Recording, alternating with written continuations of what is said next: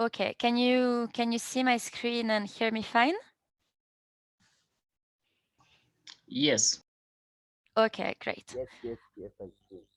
Some of these might be new to some and not so new to other people. So we will first introduce some theory, and we will show some practices of what some governments are doing around the world. And then we'll have time for you to share your personal experience using some of these tools.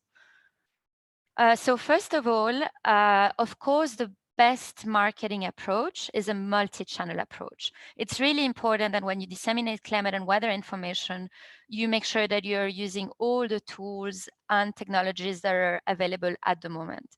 This includes having a website through broadcast media like radio, television, through email marketing, through social media, through mobile social networks like WhatsApp, Telegram, or like other newest platforms to communicate one-on-one or in groups.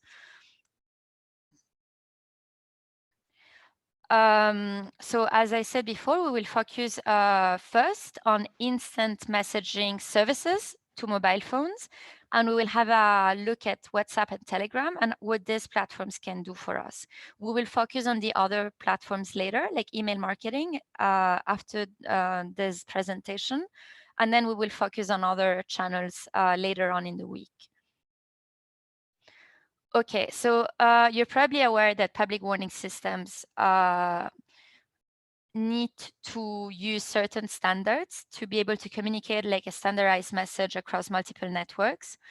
So this is like an ideal public warning system of a country. So you code your CAB message, and then your CAB message is transmitted across TV broadcasting, radio broadcasting, cell broadcasting, internet services, like for instance, Google Public Alerts, and other technologies like mobile social network apps, which we will like look more into detail soon. This is about the CAB, how the CAB is coded, and how the CAB works for instance, Google Public Alerts. How many of you are using Google Public Alerts? Anyone? Anyone using Google Public Alerts when you have a weather warning? Yes, hello, Martha. Yes, please go ahead. Yeah, from Kenya, we are under the implementation. So very soon we will start using that Google Alert. Thank you. Great. So anyone else besides Kenya using Google Public Alert?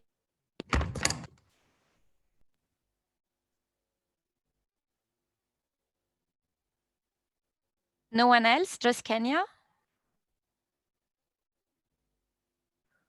Okay, we can discuss about it later. Basically, when you use CAP alerts, you can automatically visualize on Google Maps and on Google web applications your alert. So on the right-hand side of my screen, for instance, you can see that I think this was in Bangladesh, or yeah, probably like when you activate a warning, when you open your Google Maps, you can see straight away a color-coded alert appearing on your screen. On the left-hand side, you can see that even in search, Google search, the alert is displayed. Oh, so since most people use Google for search services, it is a great way of reaching people that might not be getting your information, making use of the Google ecosystem. So many countries in the world are already using Google Public Alerts.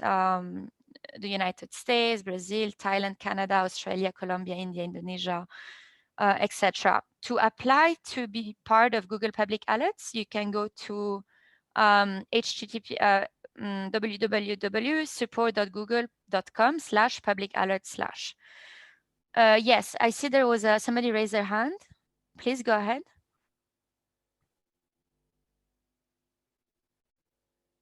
Yes. Okay, you might have some issue with the mic. We can take questions after the presentation. So you see here, for instance, this is like a storm in the Philippines. So you would see the alert straight away above your Google search, right? This is free, it's really easy. And if you're a national authority, you can just activate it because you have the competencies to do so. In terms of instant messaging mobile platforms, this is like a very brief highlight of the most used social platforms by users across the world. This is data from January 2021. Facebook is the most used application, like service to communicate with peers, with 2.7 billion people using it.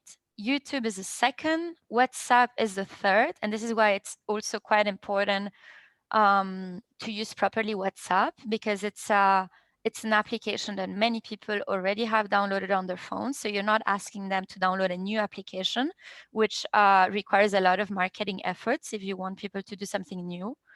The fourth one is Facebook Messenger. Then we have Instagram. And then you see Telegram. Telegram is actually growing really fast. In January, it had 500 million users, but the previous year it had almost half. So Telegram has grown a lot lately with the pandemic, and also because it's known to have better privacy than WhatsApp. Okay. So Telegram. We're gonna first look a little bit at Telegram. So as I mentioned earlier, like Telegrams is becoming very popular because it allows to have more private chats, groups, and channels. It's a cloud-based instant messaging service that allows users also to send audio messages and video calls. And it also allows users to access messages both from desktop, from your computer, and from your mobile phone. So if I open Telegram on my computer, I will have access to the same messages I have access on my mobile phone. There is an increasing use of Telegram channels. So the difference between Telegram channels and Telegram groups, it's a little bit similar to WhatsApp broadcast list and WhatsApp groups. In groups, there is more interaction, anyone can write, and there are often user limitations. So there's a maximum amount of users part of those groups. However, in channels are more like a communication channel that is unidirectional. So if, for instance, I am a national authority, I am a government authority, and I want to broadcast a message to users, but I don't want them to post many messages on the same chat, I use channels. So channels also allow you to get feedback on Telegram, but not all the users see what other users post. Users only see what you as national authority are posting. So it's more a one-way. It allows you to disseminate information one way, but still allows for getting feedback. But there is less noise than in groups. We will look at some examples now, and I'm going to do a short demo of the use of Telegram by government authorities around the world. So like on the right hand side, you can see like this is like a center from the Malaysian government, I think, for the prevention of malaria. In the health sector, Telegram channels are becoming very, very popular, and more so with the COVID pandemic, because it allows health authorities to have direct access to their users, and to, again, as I said before, it's just like a very quick and efficient dissemination channel. Many news outlets from all over the world. For instance, on the bottom picture, you see this is Bloomberg. Many news outlets like Bloomberg, they already have their Telegram channel where they disseminate their news. The same applies for government authorities. We can discuss later how many of you as Met services are already using Telegram channels and groups. So as I mentioned earlier, during the COVID-19 pandemic, Telegram became like a very powerful choice for the communications of many governments and agencies. You probably saw the WHO, the World Health Organization, disseminates its information through a Telegram channel and also through a WhatsApp broadcast list that also has a bot. So you can respond to the bot, and the bot sends you information automatically. We will just look how it works right now. In many countries like India or Malaysia or Singapore, COVID news are shared by the government together with warnings and social distancing advice via Telegram channels. A very successful example of using Telegram by governments is Singapore. The Singapore government, most of the government agencies in Singapore use Telegram channels to disseminate their information to the users. So for instance, they have a COVID-19 information channel. The Environmental Protection Agency has also a Telegram channel. They have activated also a weather bot whereby citizens can open the weather bot on Telegram and ask the Singaporean government, what is the weather, how does the weather look like today? And the bot would respond automatically with data and information from the National Meteorological Agency of Singapore with the information. So you don't need to have like a human being saying, actually on Monday it's going to be like this, at this time it's going to be like this. You can automate this with bots. If you have like good reliable data and information, you can make those processes automatic. And in case they want to talk to a human being because they have some more concerns besides the information that the bot provides, you can always allow a channel to interact with a human being, of course. But it allows for a lot of the information queries to be solved automatically. How to create Telegram groups and channels. You download the Telegram app, and many of you might be already familiar with it, but for the ones that are not familiar, on the Telegram app, you have the option of creating a group or creating a new channel or creating a secret chat. So as government agencies, we do not want to create a secret chat. We do want to go for the new channel to start with, or group if it's a small group of people, but we advise to get started with creating a channel for your agency to disseminate national information. It's really easy, it's really straightforward, and after today's session, we will have the exercise of creating new Telegram channels and WhatsApp broadcast list for each National Meteorological Service. And on Friday, you will show us what you have managed to create and whether you managed to practice with it. So this is the weather bot on Telegram that I was mentioning before of Singapore.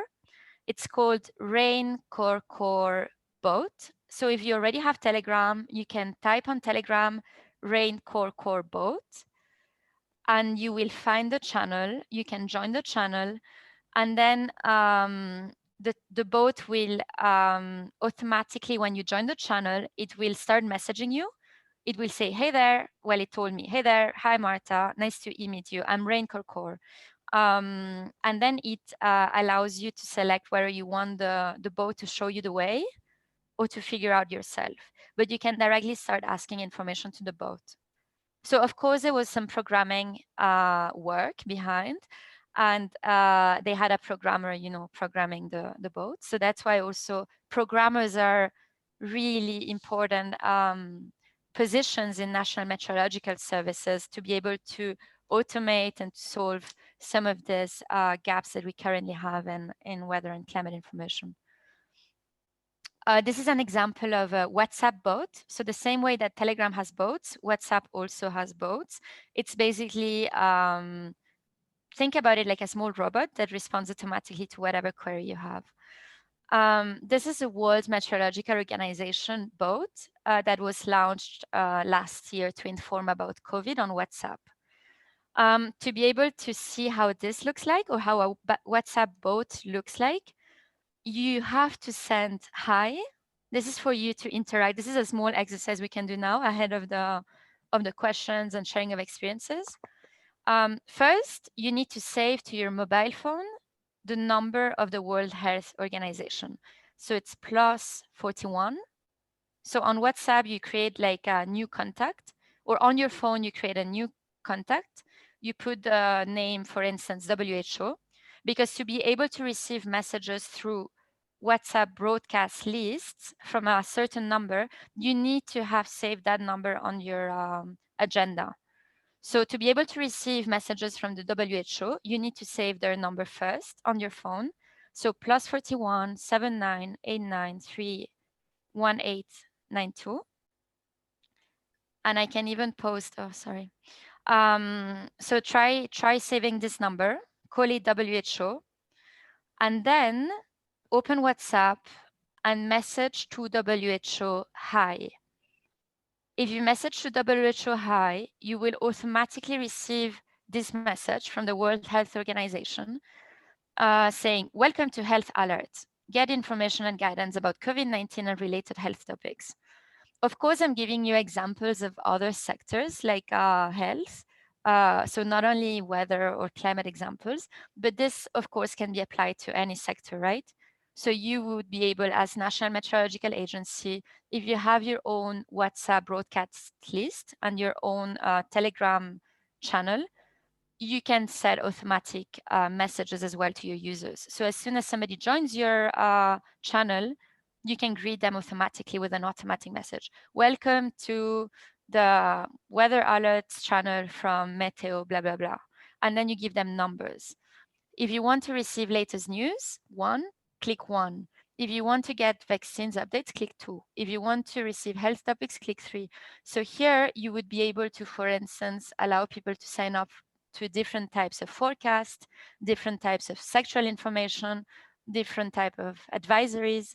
So this is really up to you to customize.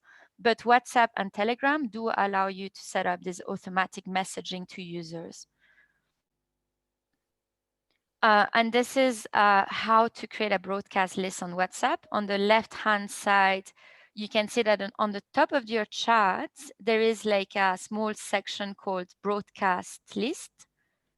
So if you want to create a broadcast list, you click on broadcast list on the top of the messages, and then you click on new list on the bottom. I think this might be iPhone, but for Android it's really similar. If broadcast list doesn't appear here, you probably have to click on the upper right corner where there's 3 little buttons to create a broadcast list. And then of course, remember that if you create a new channel for a government agency, you need to make sure that there's a good description and there is a good avatar. Avatar is what identifies a channel. So on the right-hand side here, you have an example from the Telegraph news. They also have a WhatsApp broadcast channel where they broadcast their news, but it's really important that you put avatars. And the same applies for Twitter, Facebook, or any digital profile you have. The profile picture or avatar has to be high definition, really sharp, not blurry, because you're a trustworthy national institution. If you don't have a profile picture, or if your avatar is blurry, this will not generate trust among your users, and they might just not sign up. Something that happened, some recent development, and this is not about WhatsApp or Telegram, but like Twitter is allowing to verify again its users. You probably saw that Twitter allows accounts to be verified. It's a little blue badge that appears on the right-hand side of your name. Twitter had halted verifications of accounts for a couple of years, but now they're allowing accounts to get verified again.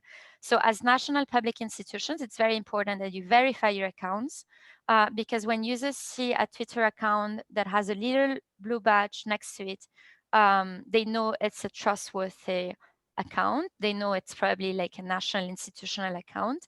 To get verified, you of course need to give your website, or you need to give news items that talk about you. So you need to give like information from trusted sources that verify that you actually are that institution. Okay, so this is just a brief highlight of top social messenger apps around the world. So you can see that around the world, social messaging app the most used is probably WhatsApp. So in green, it's the countries that appear in green is where WhatsApp is the most used social interaction app. In light blue, it's where Telegram is the most used. So you see Ethiopia is Telegram. Somalia, here it's Facebook Messenger, surprisingly, yeah. Like, not sure why Somalia prefers Facebook, but it's good to take into consideration if you're coming from Somalia. I know we have participants from Somalia, we have participants from Ethiopia. Okay, now let me first do some short demo. Do we have any questions now? And then I will do the short demo of Telegram and WhatsApp bots and channels. Any question? Raise your hand. Yes, Abubakar Lungo. Yes. I think you didn't introduce yourself, Abubakar. Feel free. You come from Tanzania, right? Yes, I'm coming from Tanzania. Sorry, I was a little bit late. When I joined, the introduction section was over. Yeah, as you've introduced me, my name is Abubakar Lungo. I'm working at the Tanzania Meteorological Agency at the Public Weather Service. Yeah, I'm very interested with the Google Public Alerts. When I joined, I was seeing you talk about it. We have CAP system running here in TMA operationally that we push our warning through common alerting protocol. And once we published our warning, we saw them on the WMO website, but not on the Google Public Alert. So I just wanted to know how to make them visible on the Google Public Alert. Great. So, so you need to activate them also with Google. And it's actually like an easy process because you already are a national institution in charge of giving alerts, and because you already have the CAP protocol, like your CAP alerts. Maybe like after today's session, we can send a very short email with the links on how to activate Google Public Alerts. Okay, thank you very much. I appreciate that. Yes, any other questions?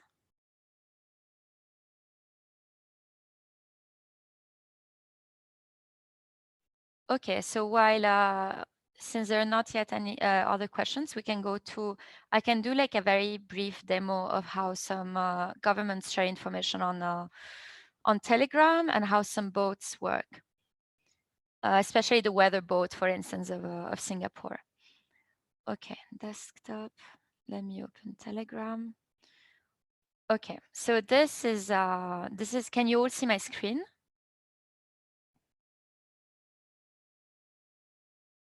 Can you see Telegram on my screen? Yes. Okay, great. Okay, so like these are some examples of governments that use Telegram to share weather information. So for instance, this is like the weather channel of Iran. Iran, can you see like there is like 140,000 subscribers and they share weather information through this like channel on Telegram from Iran. Here, this is like the different government accounts from Singapore I was mentioning before. So for instance, this is like Singapore Parks Authority. They post information every 2 days with also small polls. So they do ask small polls to the users to try to engage them. Polls are a really good way to get feedback from your users as well. So once you create an audience, you're able to ask them their preferences as well. So you can engage them with these little polls. It's really easy to create polls on Telegram. They inform them of different events that happen in their country. So this is the Parks Authority. This is the Ministry of Labor. This is a Transport Authority. So you see every government institution has a channel. This is, I believe, the Weather Agency of Hong Kong. You see they have their channel as well, where they disseminate weather and climate information. They have like almost 100,000 subscribers. This is the channel of the World Health Organization. They have like 18,000 subscribers. They provide information to subscribe to their channel, to their newsletters, to send feedback. They provide COVID information mostly this year. This is the National Environmental Agency of Singapore, again, making use of polls to engage their users, giving advice on like environmental advice to their citizens. This is the government of Singapore Telegram channel for COVID. It has like almost 300,000 subscribers. So this is where the government of Singapore gives COVID updates. Let me show you now. So ICPAC, we also have like a Telegram channel where we post most of our climate services, not all, but most of the climate information that we want our users. Oh, let me. There is some sound. Okay. Kenya Meteorological Department has been playing with Telegram lately, right? And with using Telegram to receive user feedback. Climate Services Kenya has 470 subscribers. So far, the forecasts are being posted, forecasts for different counties. And Zachary, Misianic, and other people from KMD, Christopher, can tell us more about your experience with using Telegram. I see, for instance, you're not using boats or many polls, right? Okay, but you do have a feedback channel for agriculture, water, health, and DRR, which shows you the possibility of getting feedback through Telegram. Let me show you now the Raincore bot. So bot, think about it like a robot from Singapore National Environmental Authority. Yes? Yes? Yes?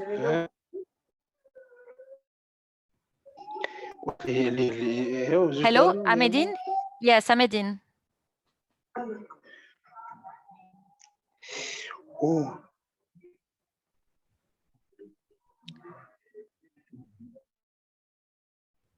Okay. No, I think I'm not sure there was a question. Is there any question?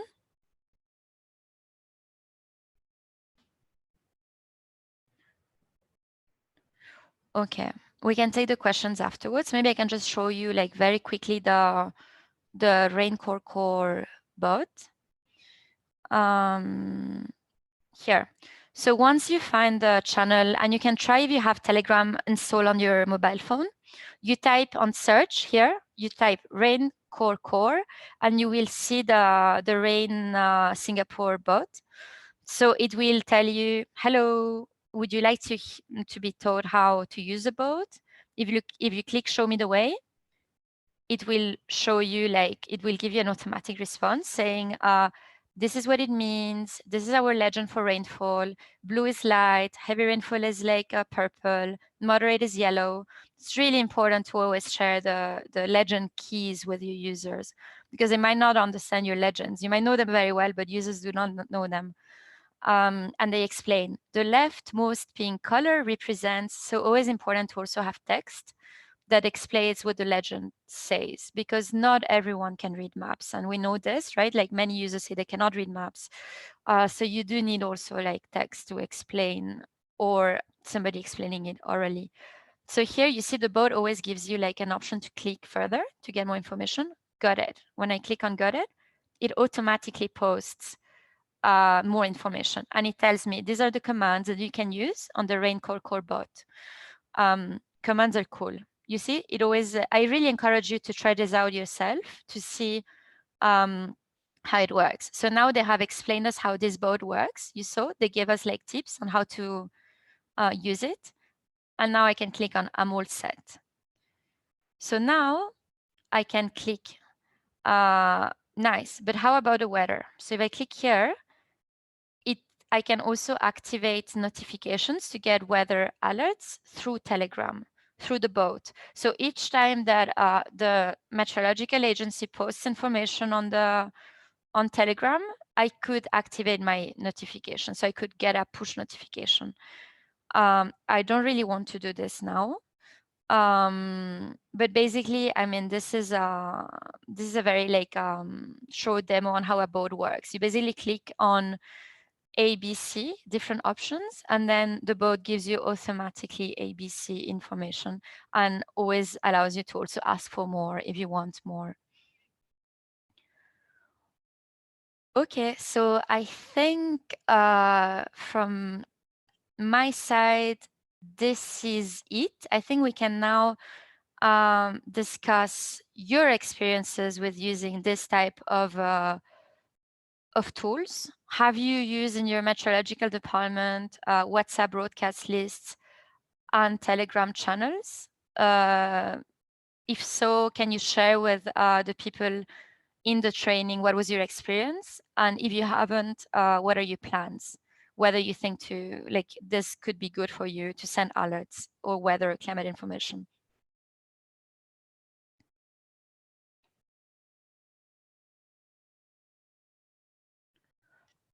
We have just been joined by the colleagues from Somalia as well. Good to know. Any questions, please raise your hand or unmute yourself.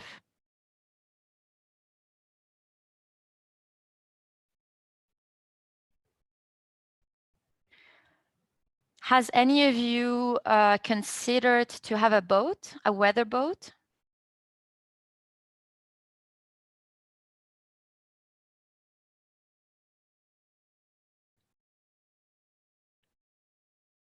Yes, Leonard?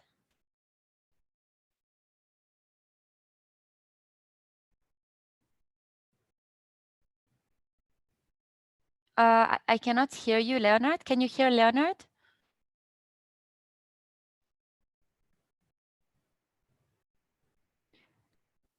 Anyone want? Yes. Yes, here you are. Yes. Yes, I had put in the earphones. Maybe that's why you were not listening to me. Yes, I was asking. Actually, for us, the way we use the WhatsApp is to have contacts and send them, and have them on the WhatsApp group, and send them the messages. We do not use the WhatsApp broadcast group. Now, I'm asking anyone who is using this broadcast, maybe can share with us details. How does it operate? What is its advantages and maybe disadvantages? That would be very useful. Again, on Telegram, I have installed it right now, but the features you were saying of new channels, it seems like they are not appearing to me. Maybe if it is because of the version I have downloaded. I can see new group, but the one of you are saying of new channel, is it a new channel? It is not appearing Yes. to me. Okay, maybe you can send a screenshot. Maybe you can send us a screenshot of what you see on your app. And maybe while I'm still asking this, you know, on this social media, there is a time you find a certain social media like which had become popular, like WhatsApp group. WhatsApp has become very much popular. I don't know if it is because it was introduced maybe earlier than this one.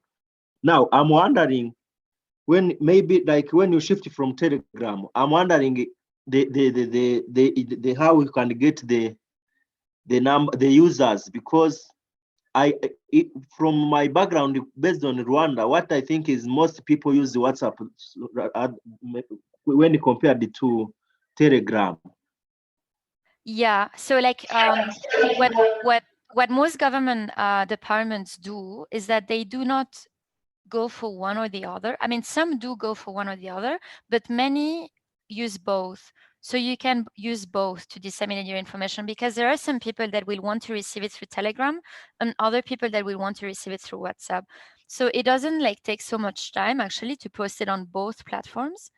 It's maybe like an extra 5 minutes, and it's worth to reach as many people as possible. So yeah, many agencies actually use both. There might be users yeah.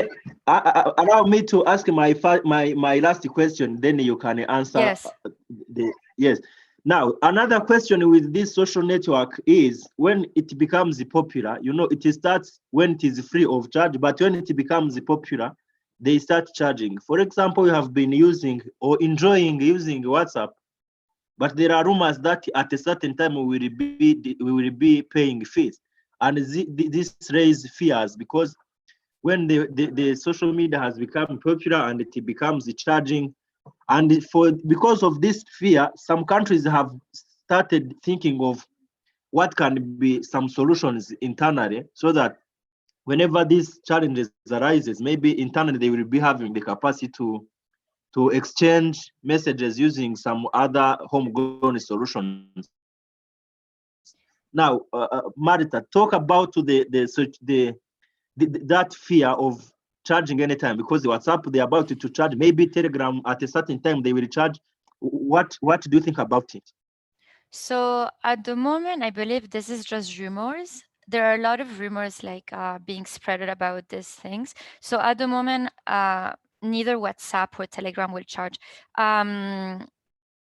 Telegram will not charge, I'm pretty sure, and WhatsApp either. Like I'm pretty sure like these are rumors, but we can research it a bit more. If Eric here like has more information, but I doubt very much that that Telegram or WhatsApp will ever make the app a paid service. I know what happens, for instance, with Facebook is that they're not charging for Facebook for the use of Facebook, right? But what happens now with Facebook is that the algorithm shows the information to only like, so basically if you post climate information on your Facebook account, only 2% of your followers will see that information, because like the algorithm of Facebook now is like, they're promoting a lot paid content. So when you sponsor things on Facebook, they reach so many more people than if you do not sponsor. Before, when you were posting things on Facebook, they were reaching more people. But nowadays, if you want your post to reach many people, you often have to sponsor. It's a little bit of a problem with the Facebook algorithm these days. But for WhatsApp and Telegram, so far they're free. And to my knowledge, this is just a rumor, and I wouldn't be scared of this at all, because there will always be free services for people to chat, because people cannot afford to pay WhatsApp, you know? Yeah, sure. Yeah, so, Eric. so if I can comment on that, yeah, it's true. You know, most people usually wonder how these services make money. So, for example, you love people asking you, how is WhatsApp making money? And then that's now where the fear of, you know, introduction of some fees comes in, because people think, okay, these people need to make money. You know, they'll now start charging us. But if you look at even at the business models of some of these companies, they usually want a lot of people, and then they use, you know, like sponsoring of ads and all those to generate money. So if they start, you know, charging people for for just having WhatsApp, then they lose the numbers so that they can have other people sponsoring ads on some of these platforms. So I don't think like charging the normal people is the direction they will take. I'm not speaking for them, but from what they are saying, I don't think in their long-term plan, they're planning to bring, you know, paid services to some of these platforms. They don't want to lose the big numbers. So I don't think any soon we'll be having like paid features on WhatsApp. Like you have to pay to use this. Of course, some of the features might be paid, but not the normal day-to-day communication. So those one, I believe they remain free, but yeah. Yeah, exactly. So as Eric said, for instance, like Facebook, Facebook Messenger is free, right? Their business model is to make money out of the ads. So like most of these companies, they want to have a big bunch of people using the service, and then they give a premium option to cash as well. Yeah. Other question from Leonard. What was your other? Oh yeah, Zachary. Yes, hello, Martha. Yeah, allow me to share some experience, what we have learned from Telegram in case for Kenya. This is a new app which we started from last year. For the Telegram, even if you join now, you can be able to read the historical information as compared to WhatsApp. So this is one of the advantage of the Telegram. Whether you joined maybe last year, whether you joined today, you can be able to read even the last year information which is on the WhatsApp, which is on the Telegram. And also for you can also pin the information on this Telegram. Pinning the information is like if anybody joins, he can be able to see your first information, those information which have the first priorities. So you have to pin those information. And also you can be able to know how many people have read your information as compared to WhatsApp. For the Telegram, if, for example, when we usually share the information of the weather and climate information, at the end of the day, you can be able to see that 50 people out of 200 have read your information. I've read your information. And also the advantage is we realize that Telegram can accommodate large number of people as compared to the WhatsApp. So we are putting more effort to see how we can be able to capture more people on Telegram as compared to the WhatsApp. Thank you. Great. Thank you a lot for sharing your experiences, Zachary. And also the polls, right? Like you can do very easily polls on Telegram. Oh yeah, and also I realized that you can do analysis from the Telegram. You can do analysis how many people have at what time. There's a lot of the data itself from the Telegram, whereby you can do some analysis and come up with a research or publication, something like that. Yeah. And let me maybe like also for the question of Leonard of before of what is the difference between the WhatsApp broadcast groups, the WhatsApp groups and WhatsApp broadcast. So WhatsApp groups, as Zachary said, have a limit of people as well. For the broadcast, WhatsApp broadcast list, there is no limit. It's like a channel. It's like a Telegram channel. It's like a communication channel. Like you can have like thousands of subscribers to your WhatsApp broadcast, receiving your information. And it looks like this. I'm just going to share my screen how I see the messages from the World Meteorological Organization. You can see probably my web WhatsApp on my screen. So you see on the upper top, you see World Health Organization with the avatar of World Health Organization, and you have the little verified icon because it's it's a business verified account. So they're like basically like this also again like gives trust in the platform when you have the little badge of verified account. It's not somebody that is claiming to be the meteorological department, but it's a real institution. So when you scroll down, you see like I clicked hi on the WhatsApp broadcast list of WHO, and I got automatically this like information. And then when you scroll, you see it's a little bit one-way information. You get information from a national authority, but there is no noise of people writing here, right? Like you don't have the group people. In the groups, anyone can write. Here, it's only it's like one organization sending information. Yeah, Zachary. Yes, hello. Mother, can I ask a question? Yeah. For this WhatsApp broadcasting channel, is it possible for you like admin to know the number of people? Yes, I believe it is. Yeah, I believe it is. For the admin, okay, thanks. Yeah. I mean, I would advise to, as national departments, to have both and to try both and to see how this work for you and how this compare also to the groups. Where you feel like there is less noise, whether it's more efficient, less efficient. But because it's free, like I would really advise you to try both. Yeah. And also it doesn't take much time to post on both, right? Like when you post on Twitter, Facebook, you just do also Telegram and WhatsApp broadcast, and then probably your groups if you also have groups. Yeah. Any other question or any other comments, Zachary? Like, how was your experience, Zachary, getting feedback from users on Telegram? You know, when we usually post on the Telegram, sometimes we get a lot of questions. So make sure to be ready to answer those questions and also their queries. Some people are requesting this information, others are requesting this. So you find that sometimes at the same time you don't have those information which people are asking. So when you usually open this app, be ready to respond their queries at any time, even at midnight. Thank you. Okay, another question to everyone. Have you? Yes, Alphonsine. Yes. Thank you, Marta. I want to ask if someone doesn't have a DC app in his phone, can he or she be able to receive a message from Telegram?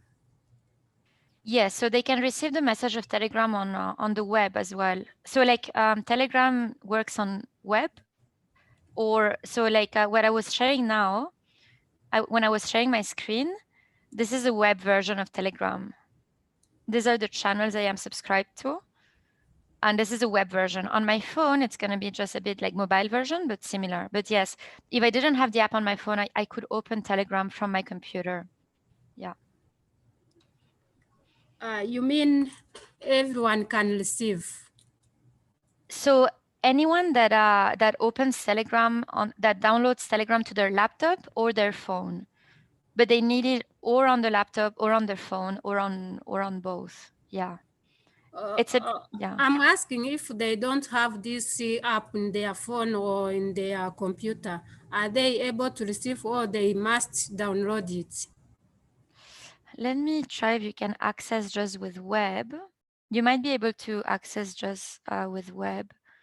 Yes, Eric, Telegram yes, has yes. a web platform, but you have to have an account with them. So once you, for example, you have a mobile app on your phone and you want to access through the web, it's very easy. You just need to go to the web.telegram.com, and then you will find some, you need to put some code so that you access it.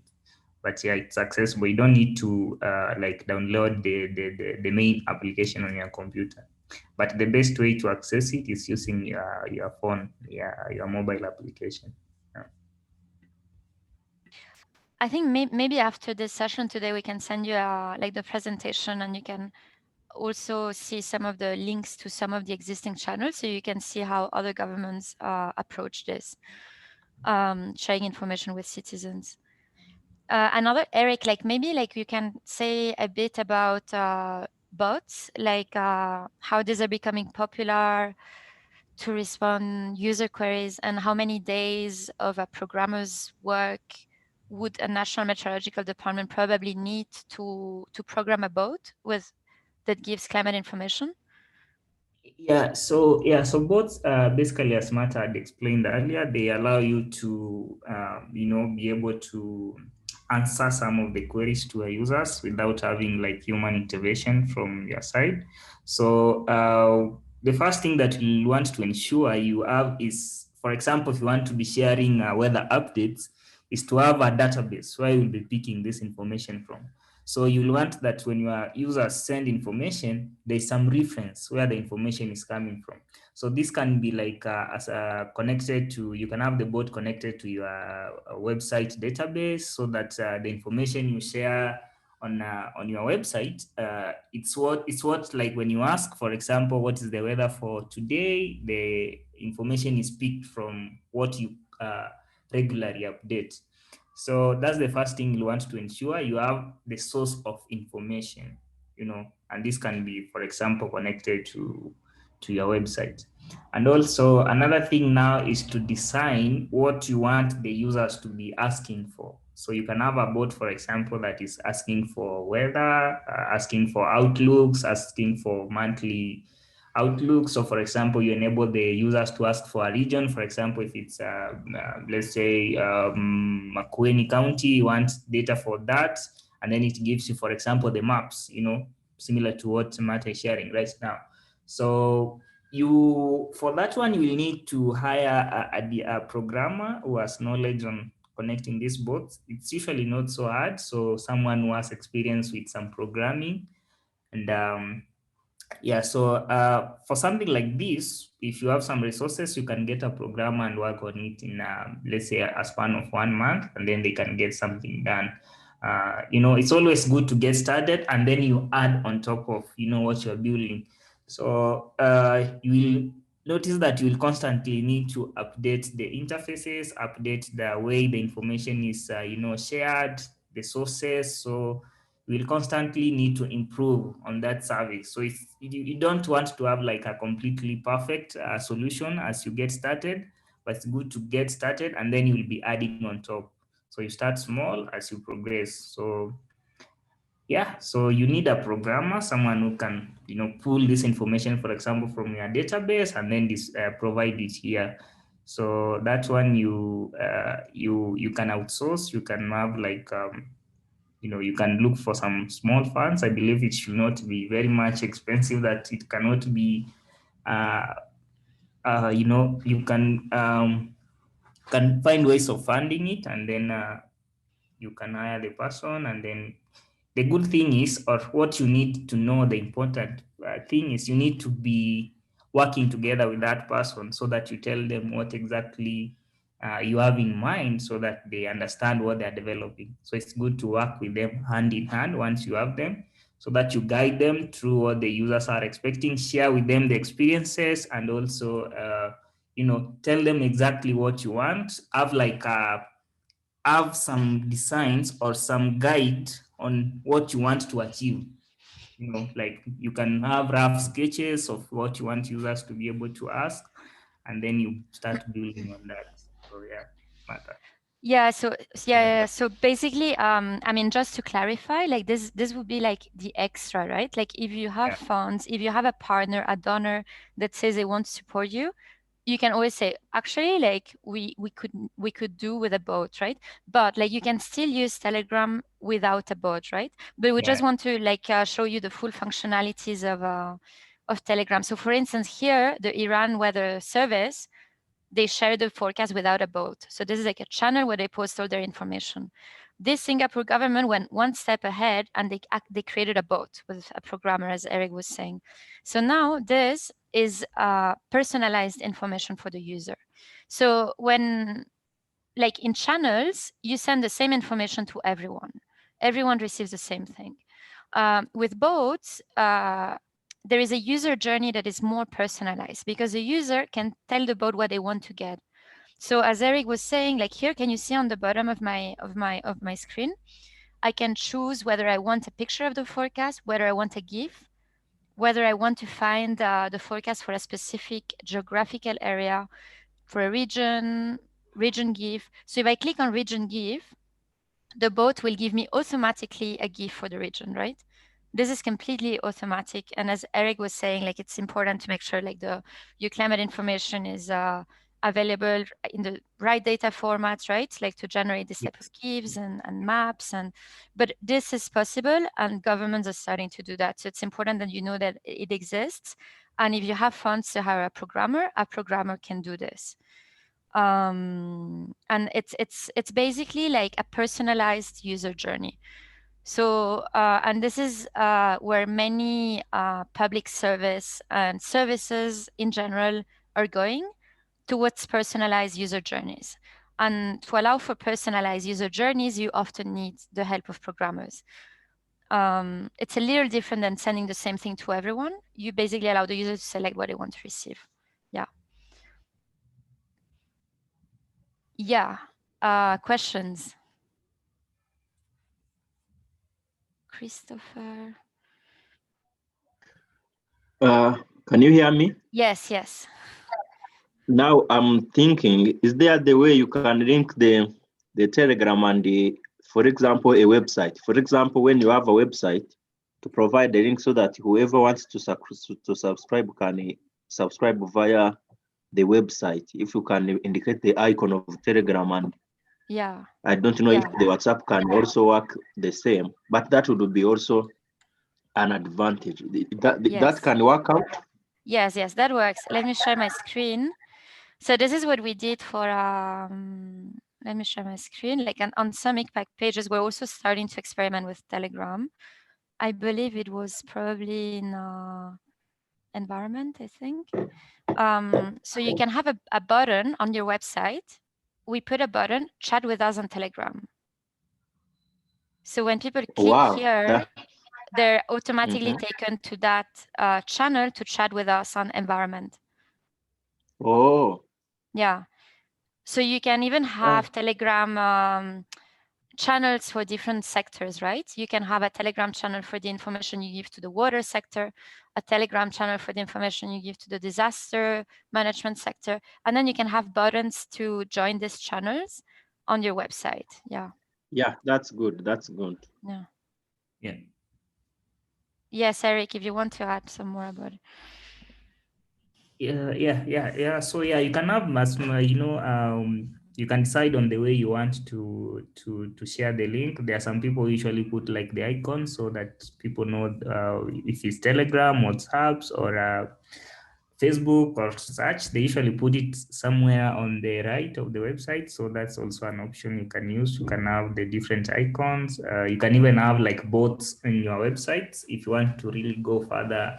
And you can have a bot on the Telegram that is sharing the same content or source as the one you have on your website. So it's also like very possible. Yeah. Yeah, so the same way that you have a bot on Telegram that responds your queries, you when you get to the website, you can ask users, what do you want? The weather forecast, the alerts, blah, blah. And when they click, they get it automatically. Yeah. Yes, questions. More questions, maybe from I see Sote twice, from countries. Monica, are you using Telegram or WhatsApp broadcast lists in Tanzania?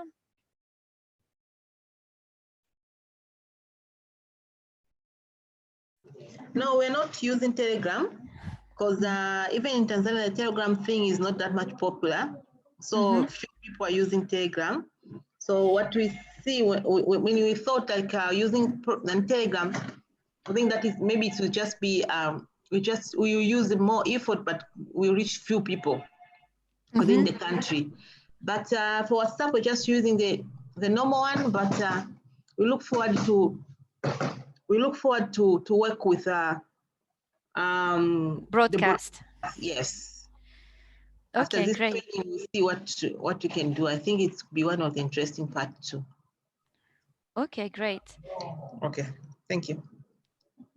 Great. Any other national med that is not yet using Yunma? Uganda Meteo. Molen, Lilian, what are you using at the moment?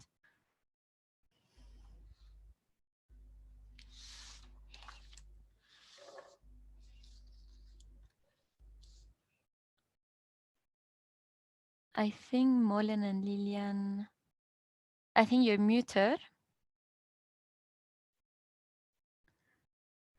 Okay, any other comments from any other countries? I see that Somalia has now joined us. Colleagues from Somalia, does your ministry use any of these tools to disseminate alerts to citizens?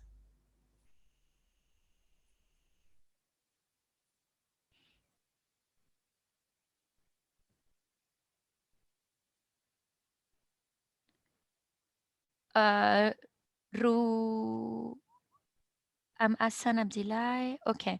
Hassan Abdillah, do you want to share what you do in your ministry to share alerts or climate information?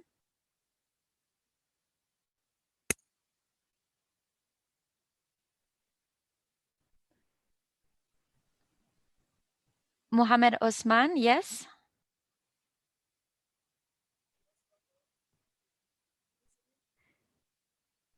I think your mic might not work. Yes, Mohammed Osman.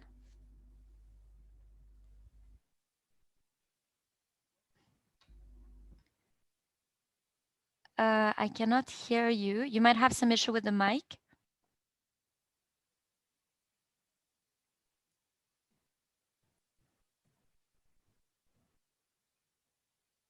Okay, I think you have an issue with the mic. Badreddin Fartak in South Sudan, what do you currently use? You use WhatsApp or Telegram to reach users? Not yet, not using even WhatsApp and Telegram, but maybe from this training, I will try, because we have another group, but that group is not related to dissemination of climate information, but we will try to connect or make a new group to disseminate climate information in WhatsApp. Also, at the end of this training, we'll try to create also an account for Telegram we can use. Great. We can also I think we can also maybe send a step-by-step guide on how to set a broadcast list with screenshots, maybe, if that can help. And we were thinking, let me share again the end of my presentation, but we thought to have as exercise for Friday, because Friday we will be discussing social media, to create Telegram channel and also WhatsApp broadcast list for Friday, so that at least you know how to create them. And then you can show us what you created, and you can let us know whether you struggle in creating them, and you can customize them as well, making sure that they look like serious channels from a government authority. If there are no more questions on WhatsApp or Telegram, or no more contributions by anyone, maybe we can move forward to the next session. Is there any other question?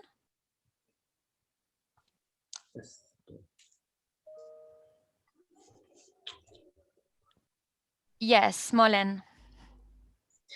Yes, you called on me, but then I had internet issues. Sorry about that. No worries. Yeah, so currently, what we use in UNIMA, we are using WhatsApp mostly. We have created groups, especially with the Association of Broadcasters, where we do have the media from radio stations and TV stations across the country.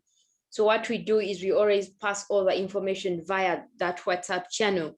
And we also have one for the marine users, that the fishermen and people that need information on our marine forecasts. So we do also pass the warnings, alerts, and the forecasts via the WhatsApp channel. So we haven't tried out Telegram, and we haven't had an experience with it, but I think it is something that we are also thinking about doing now. And I think moving forward, even from this workshop, we should be able to start on that and involve our users and see how they can also get along with it. But we have really been successful with our WhatsApp channels, especially via engaging the media on getting our information. Okay, that sounds really great. So you're basically using WhatsApp groups, right? Yes. Yeah, okay. So is this do you have sometimes challenges with the groups where people write a lot in the group and it creates a lot of noise, or not really? Not really. We made it strict that information that is posted there should be about weather. So Good. Constantly, the admins, we remind people that we are here for the weather information, for the alerts. So the people that actually comment with the groups, just they are giving feedback on how our forecasts are performing, but it's strictly that. And we made it clear at the very beginning of starting the channel, or even when we are adding people, before we add you, we let you know that this is strictly going to be about passing weather information and alerts, nothing beyond that, nothing political, any other business. Great, yeah, because that is sometimes the challenges that you have with groups, that you need a very strong admin, because sometimes there is a lot of noise in the groups. So this is something that you can solve with the WhatsApp broadcast list. But it's good that for Friday you will see both, and you can experiment with both and the user experience of both. Yeah. Yes, that's what we need to try. That's what we want to try too.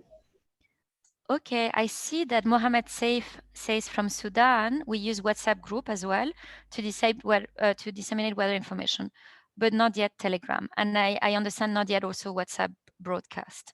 So it's good. I see that most actually national meteorological departments already use WhatsApp groups.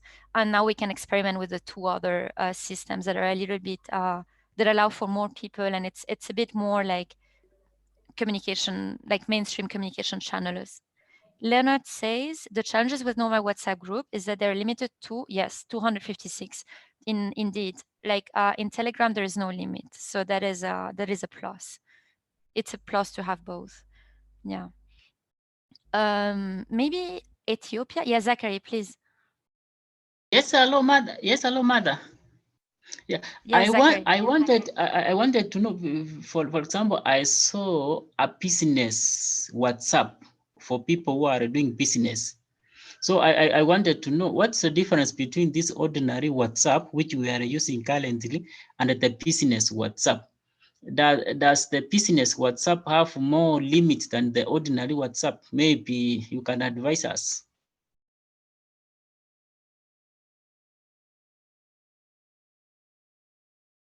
Sorry, I was muted. Let me post also this on the email we do this afternoon about the different functions and how different accounts are different.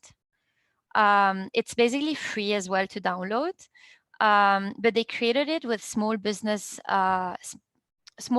owners in mind. So for small businesses to connect with the customers, basically. So that's what they had in mind when they created WhatsApp Business. So it's Okay, basically, it's basically different than a personal profile, so that you know that you're talking with a company or with often with a shop, right?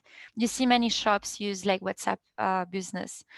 But I'll also include some small information about WhatsApp Business, in the brief we sent this afternoon, for you to also play with before Friday.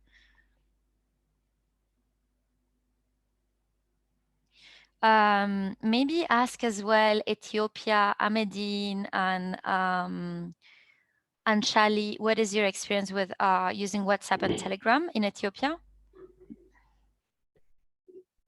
Thank you, Martha. Actually, we use both Telegram and WhatsApp to exchange the information, especially if there is some hazards. We will exchange the information within this tool, but not frequently. But we use for with the media team, especially the media in the West and East Hararge. Yeah, within those we exchange the alert weather information through these channels, especially within WhatsApp media. But okay, what is Ahmedine? What is the challenge to disseminate them periodically or more often, the alerts, and with the rest of Ethiopia as well? Yeah, the challenge we will not use frequently, but the respondent or the media peoples also did not get that information due to the connection or the internet problems within the area that we need to communicate the informations. So the challenge is the problem of the connection. Okay, connection, no? Okay, great. Yes, we actually, when we did our assessment with you, Ahmedine, in Ethiopia, right? The main channel that people wanted to receive information through in many rural areas of Ethiopia was radio, because of these problems, of connectivity. Of course, that's, yeah, and mobile penetration, right?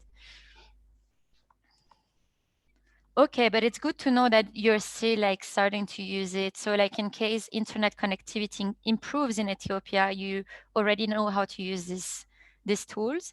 I read actually last week that Safaricom just signed some a deal to start operating in Ethiopia. Yeah, we hope so. Yeah. Okay. Somebody from the Ministry of Humanitarian Affairs of Somalia, Osman, said, as Somali, we use WhatsApp group and other broadcasts like TV or radio, but not Telegram yet.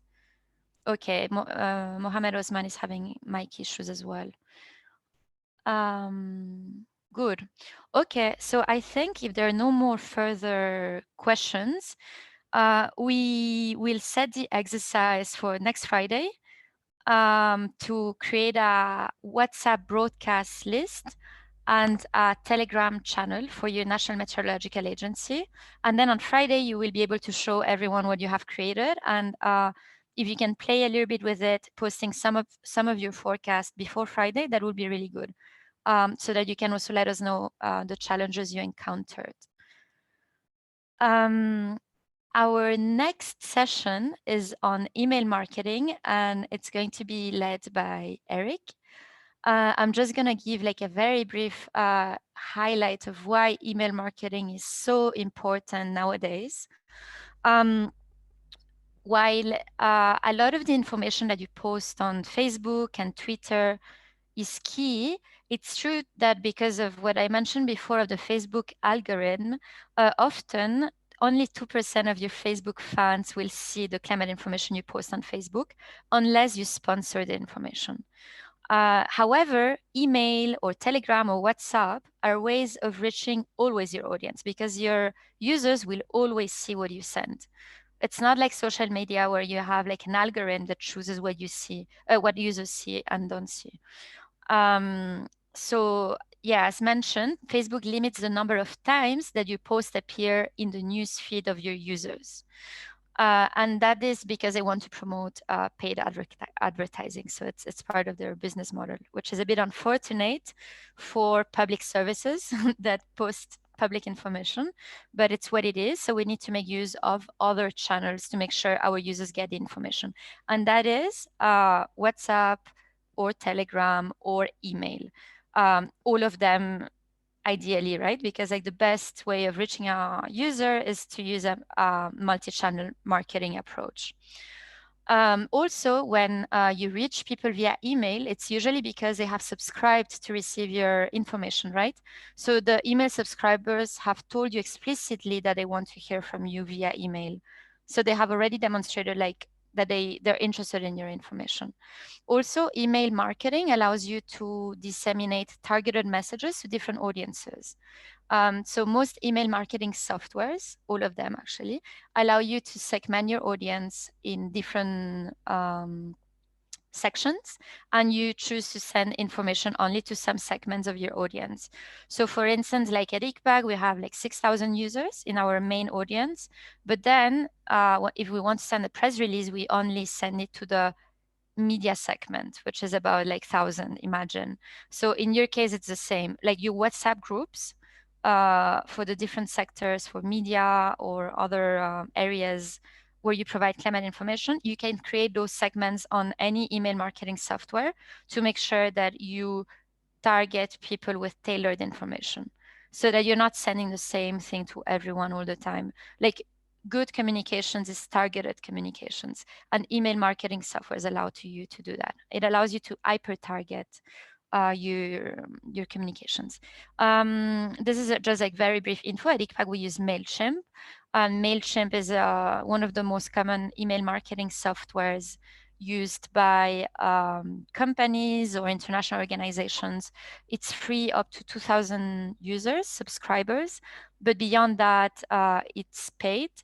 But I'm gonna stop here, and then Eric, my colleague, will talk better about email marketing, the different options, what other governments do, etc. Okay.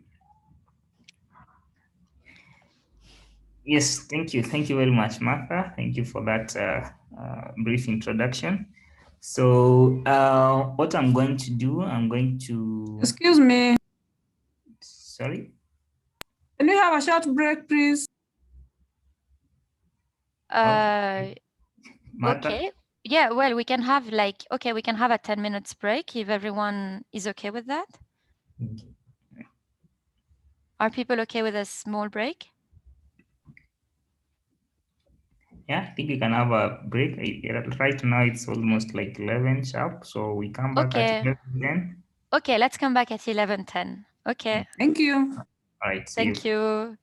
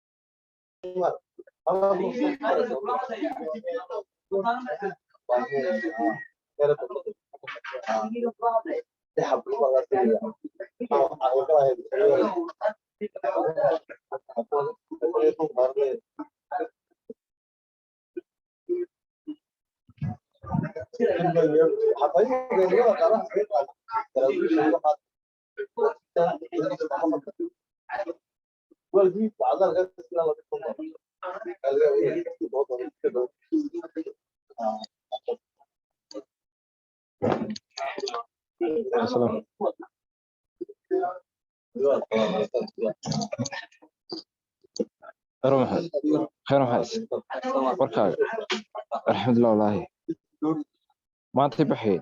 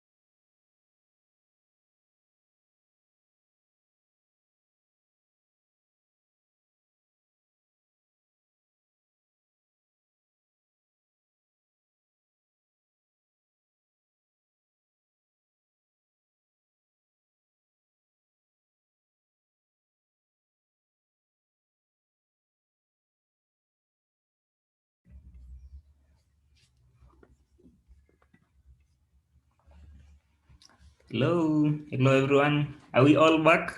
It's 11:11. Yeah. Yeah. Is everyone back? Yes, I'm back. Good. Yes, so we can start, right, Martha? I think we can start. Yes. Yeah. Okay. Okay, so yeah, thank you everyone. Welcome to this second session of this day. So we'll be talking about email marketing, and I'll be showing you, we'll be sharing some of our experiences we have been having with the platform we are using, and just show what other people are doing around the world, and also, show a short or a way you can get started on using these email marketing platforms. So I'll share my presentation. I have a small presentation, but I will be mostly going around and going through the different websites and online platforms that exist, and showing you the example on real time on the internet. So yeah, my name is Eric. I work with ICPAC as a web developer, working together with the communication team to disseminate the climate, this climate information. So for the past 2 years, we have been really working to improve the experience for, the way we disseminate our products. And one way is to, have an email marketing strategy whereby we are sending to our users periodic updates, press releases, monthly forecast, and all those. So we have a way to allow users to select what they want to receive. And then once we have these updates, we send them. So we have like monthly, we have weekly forecast updates. So we send to our users the weekly forecast. So maybe I can show you how that one looks on email. So yes, it looks something like this. So this is the rainfall forecast for, the weekly forecast for rainfall and temperature. So we send them like this. So we allow users to select them, and then they receive. We only pick the ones who selected this type of forecast. So you see it includes the text and also the maps that we disseminate on social media and also on the website. So as Martha explained earlier, it's a good way to have users receiving your products or your information directly on their emails without having to look for them on social media, without having to scroll where they saw them. This way they get them, they can also reference back and, check if they need any further, going through or sharing with people. It's a bit formal to share it in this way. So we'll be looking at a small exercise on how to do something similar to this one. But yeah, so we will be going through this kind of checklist to try and show you a way to approach starting the email marketing way of sharing information. So the first thing you'll want to do is to make sure that you have an email platform tool where you'll be doing all this work. So nowadays there exist a lot of these services. So let me see if I have these platforms. This is the list of currently some of the existing. There are quite a lot of them. But what guides you to select the most suitable is to look at what they offer. So a good platform for sharing should enable you to create highly engaging emails with an easy user interface.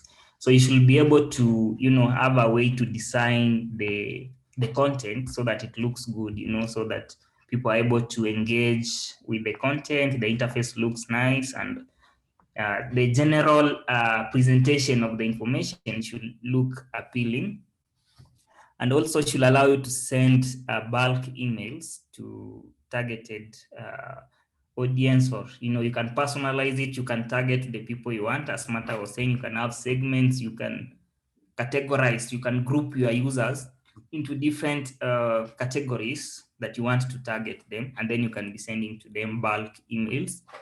And then Platform should also enable you to manage your contacts, segment your users into groups, and also enable you to track the performance of your campaigns. So let's say you made the weekly forecast. You'll want to know how many people opened it. You'll want to know how many people it reached, how many people actually maybe clicked on the explore button, for example, how many people clicked on the map and such kind of information. You'll want to follow back and the analytics and know how, the way you can also,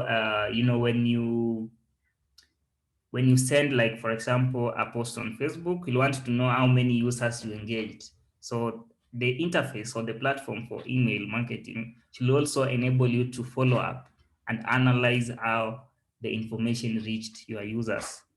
So another very important aspect is that the platform should ensure that your email campaigns do not end up in the spam folder of the users. So I've been using some platforms, for example, mostly the free ones, they usually end up in the spam folder. So you should be able to, get a platform that is very optimized so that you don't want to send information to users and then, it goes to the spam folder. So that's also very important. So the existing platforms, most of these are paid ones. So we are currently exploring options to get, to look for a platform that can be a bit of like a freeware version of a way you can use it without paying a lot of money maybe, but currently these ones are paid. There's this one, it's called Government Delivery. Is an example of a software that is targeted for government. I think it works for the UK for now. It's targeted for government and it helps them to market government products. So we don't know if we have something for the region, but we are looking at different options. We want to have something that can work for our platforms. We are developing at ICPAC. So in the coming days, we'll be digging in to find more of like a free version of the platform that doesn't, require a lot of resources in terms of funds. Yeah, but for now we'll be looking at MailChimp. So MailChimp is one of the existing platforms, as Martha pointed out. We have been using it for I think more than 2 years now, and it has really worked for us well. It has enabled us to send, some of these products you saw, our summary for decision makers. We have been sending quite a number of our products using this platform, and it has worked for us really very well. So we'll be sharing on how we approach some of the development of this content and sharing it online, or the steps that you need to take in order to achieve something similar to this. So MailChimp is a paid software, unfortunately, but they have a free tier, this one, that enables you to get started for up to 2,000 contacts. So let's say you have your newsletter for people and you want to be sending them regular updates. So for the free one, it allows you to have up to 2,000 people in your contacts list. So for us at ICPAC right now, we have, I think, around slightly more than 6,000 audiences. So we use a paid version from this one. So as you can see up here, there's a way it guides you to know beforehand how many or how much you'll be paying. So you can change like your, the number of, you can be playing around with the different available pricing. For example, if I click on the essential, this is the next one after free. So you can be able to check, the contacts you are expecting. For example, if you say up to 10,000, you can see that the next one is around $78 per month. So which gives you up to 10,000 contacts. But for this case, I think we can get started with the one that goes up to 2,000, the free one. And then you can grow from there. You can start growing from there as we also explore different options that are not limited by the funds. So to get started, you can sign up for free. the option that gives you up to 2,000 contacts. So you just need to give your email. So you can use maybe your work email and then the username and then the password. So for this exercise, I'm going to use our account to show you what you can do. And then maybe later we can assist in trying to create these kind of accounts for those who want to try it and test it. And then you can see how to proceed from there. So if I go back to my presentation, so yes, so the first thing is you identify the platform, and for now we are going to use MailChimp as a sample. And then the next thing you want to do is to create the sign up form for your subscribers or people you want to be added to your contact list. So there are two ways of doing it. You can have an online hosted form. So your email provider, for example, MailChimp in this case, they give you a form that allows you to collect this information directly. So for example, I can show you the one we have at ICPAC. So we collect it first of all from our website. So if you go to subscribe, you will see we have this kind of form that collects the email address, first name, last name, the sector, the scale of operation, organization. So these are the fields or the data we identified that is important for our contact list. So it's also important for you to know what you want to collect or the data you want to collect for your users and the information you want to store so that you're able to monitor and analyze your users. So it's very important to have this list beforehand of the information you need to collect, because it will also guide you on which product you want your users to be able to select so that they receive them periodically. Yeah, so for example, below here, we have these options for receiving weekly forecast, monthly forecast, seasonal. So a user can select both of the available options or just one. So if someone selected weekly and monthly, you will be sending them the weekly forecast once it's ready and also the monthly forecast once it's ready. I'll show you how you can do that from the MailChimp. So an example of also how other organizations are doing this is the Met service for New Zealand. So they enable you to receive like different products. There's the news releases, there's the weekend email. So this, before you go to the weekend, for example, they give you an alert to get you prepared to know the weather for Sunday or Saturday if you're planning to go somewhere. So it's good, for example, for the National Met to provide something like this. They also allow you to receive monthly outlooks, and also severe weather notifications as they happen. So I'll show you how this looks like, the sample. So this is the monthly outlook, if you can see it on the screen. So basically this, I think it was for February. It gives you the summary of how February was, the outlook for that month, and then also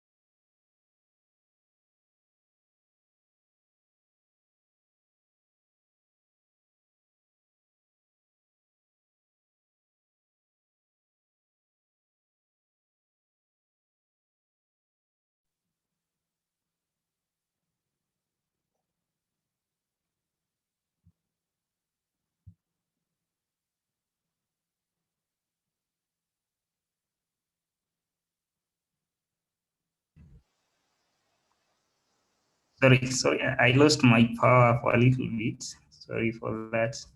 Me too, actually, yeah. I'm glad like the meeting is still on. Sorry for that. We lost power, I don't know why. Yeah, but as I was showing this, the sample of how other services are sharing the outlooks. So this is the monthly outlook. They also have the let me see this one. This monthly outlook actually that I shared. They also share the news releases. So these are the alerts. You know, if there's a storm, they share the information. And if someone had subscribed to the news release, they're able to get it as they are updated. So yeah. So as I was saying, you need to know which information you are collecting on that you'll be feeding into your contact list. And then the next thing is to, if you have an existing list, there's a way also you can import it. So you don't have to start from scratch. If you already have a list of users, maybe you have been using the normal, maybe Gmail or something similar to share the information via email. So you can also put that information in an Excel sheet, for example, and then upload it to MailChimp. So I'll be showing you also how to do that. So yes, so as I said, you identify the data and then you host the form online. So you can have the form on your website or use the MailChimp is provided form. So this is how the one provided by MailChimp looks like. So it's similar to what you can have on other platforms on your website or something. But for this one now, you don't need to develop it from your website. You just go to MailChimp and then they give you this link and then you can share it with your users. For example, if you want to be getting now new users, you can promote it in social media so that you start now, people start subscribing and selecting what they want to receive periodically. So yeah, so another way to do it is to integrate the form to the events. For example, the events on your website. We have been doing this successfully for some time, right? Some time at ICPAC, and it has really been successful for us. So if you go to ICPAC, for any event that you subscribe at ICPAC or you want to attend, we have an option in the form. So if I just go to this one and I try to register, this is the one that we are currently in now. You'll see that below, before you finish, before you submit, we have an option that tells you join our mailing list. So in this way, you are also able to, you know, have an option to, in any event that you are collecting new users or you are getting new participants, you also give them that option to subscribe to your periodic products. And this has really worked for us quite well. So it's something we'll really recommend for you to try it out. It needs some integration. For example, if you're working with Zoom and you're working with MailChimp, it needs a little bit of coding, but we have already done some of this work. So if you are interested, we can share our experiences. We can share the scripts on how you can do that. And then maybe you can advise on how to get people to programmers to try and develop in the integrations in, if you want to, people are registering to events, you want them to also have this kind of option to receive your products. So yeah, but for now, if you get started directly, you can have this link attached somewhere in your website, somewhere at the top or somewhere that says subscribe to our products. And then when they click it, they go to the link straight. For example, they come here directly. So this is a very quick way to get started and now start having users coming to your contact list. So once you do that, you can promote it on social media, promote it on Twitter, different forums you are attending so that people start now signing up. So what I'm going to do is try to guide you on how you can develop something similar on MailChimp. So I'll just log into our account.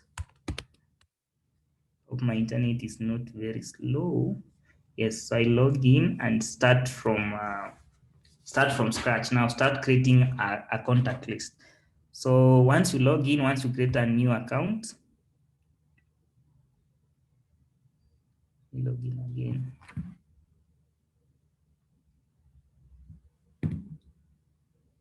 Internet's a bit without power. But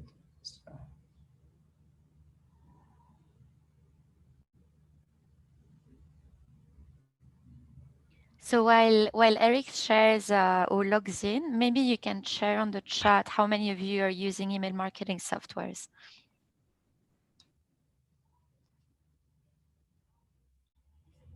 Yeah, actually, that's I don't know. Is that club in the first question? Is there anyone who is using like already an email marketing software, Mailchimp, or something similar to do the email marketing? I see Zachary says no, they are not using it currently at the Kenya Meteorological Department. So, anyone else using it? Mohammed Osman says no, but Dean says no. Okay, so yeah, so I think this then it's a very important session to try and understand on how you can get started for free, and then you can always improve from there. So I'll try to create a new audience. Once you come to the platform, you will see these options on the left here that says, I see someone raised their hand.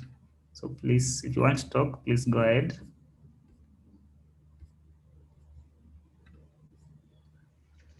Thank you. My name is Abubakar from Tanzania Meteorological Agency, Tanzania Meteorological Authority. I just want to know that when I use this MailChimp to send the emails, what will the recipient see? Will they see my official email address, like the official and the government email address, or they will see something MailChimp? I want to be sure about that. Okay, yeah. So that's really a good question. So I'll share with you how ours looks like. So we usually use the communication account for ICPAC, but you have the option to change which email appears. So you can have an email. It doesn't have to be your personal email. You can choose which email the users will see. The email comes from MailChimp, but the users, they can have an email to reply to, and that's what will appear here.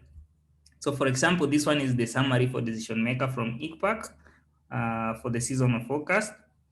Sorry. So you'll see it's coming from ICPAC, and the email we put is communication@icpac.net. So this is what they can reply to.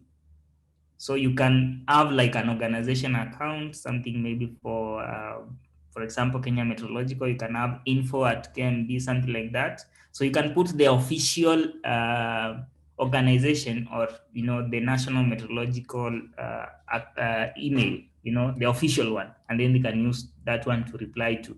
And you have an option to change it, to update it. You can use the one that you want. Yeah. Okay, thank you for that. I just also want to know the storage size. If I can attach maybe file at 50 megabytes or 150, something like that, because we are using email also to send the video clips to the TV stations for airing. So can we use this also?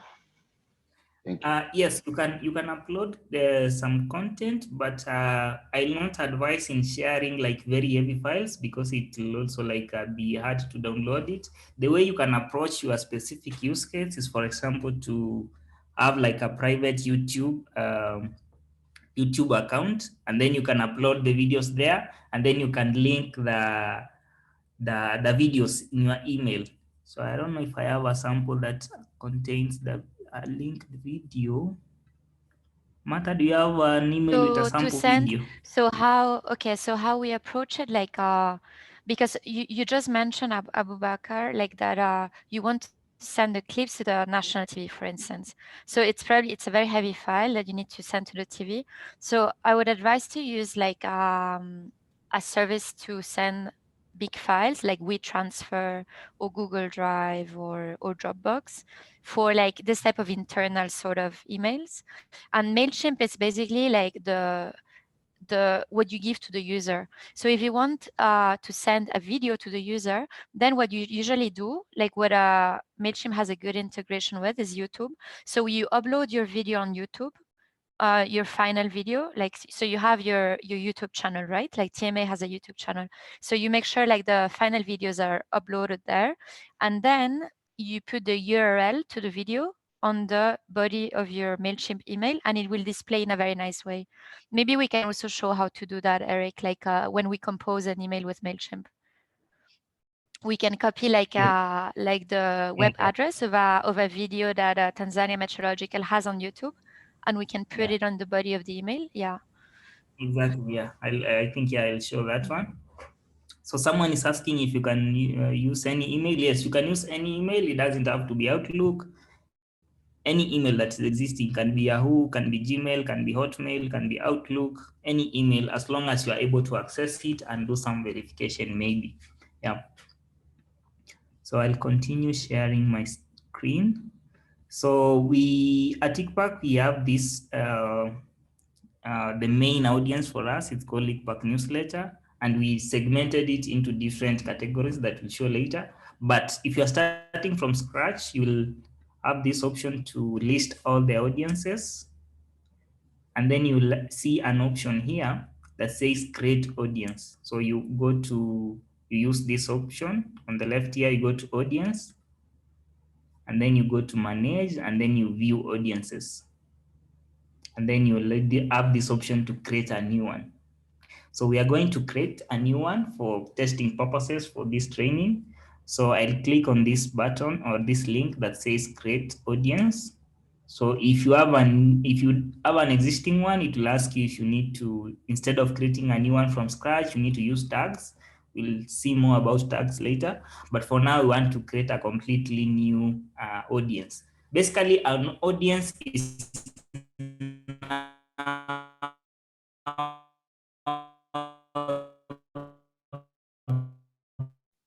Eric, you are breaking. I think Eric is breaking. Like have multiple audiences, but for now we are. You're back, Yeah, Eric? Yes, yes, sorry. I don't know. I lost Wi-Fi. Don't worry. Yeah, I'm also I on lost hotspot. Wi-Fi. I'm on mobile. So yeah, you can bear with me. But yeah, if I break, you can tell me to repeat. No problem. Yeah, so you can see my screen now. Can you see it? Yes.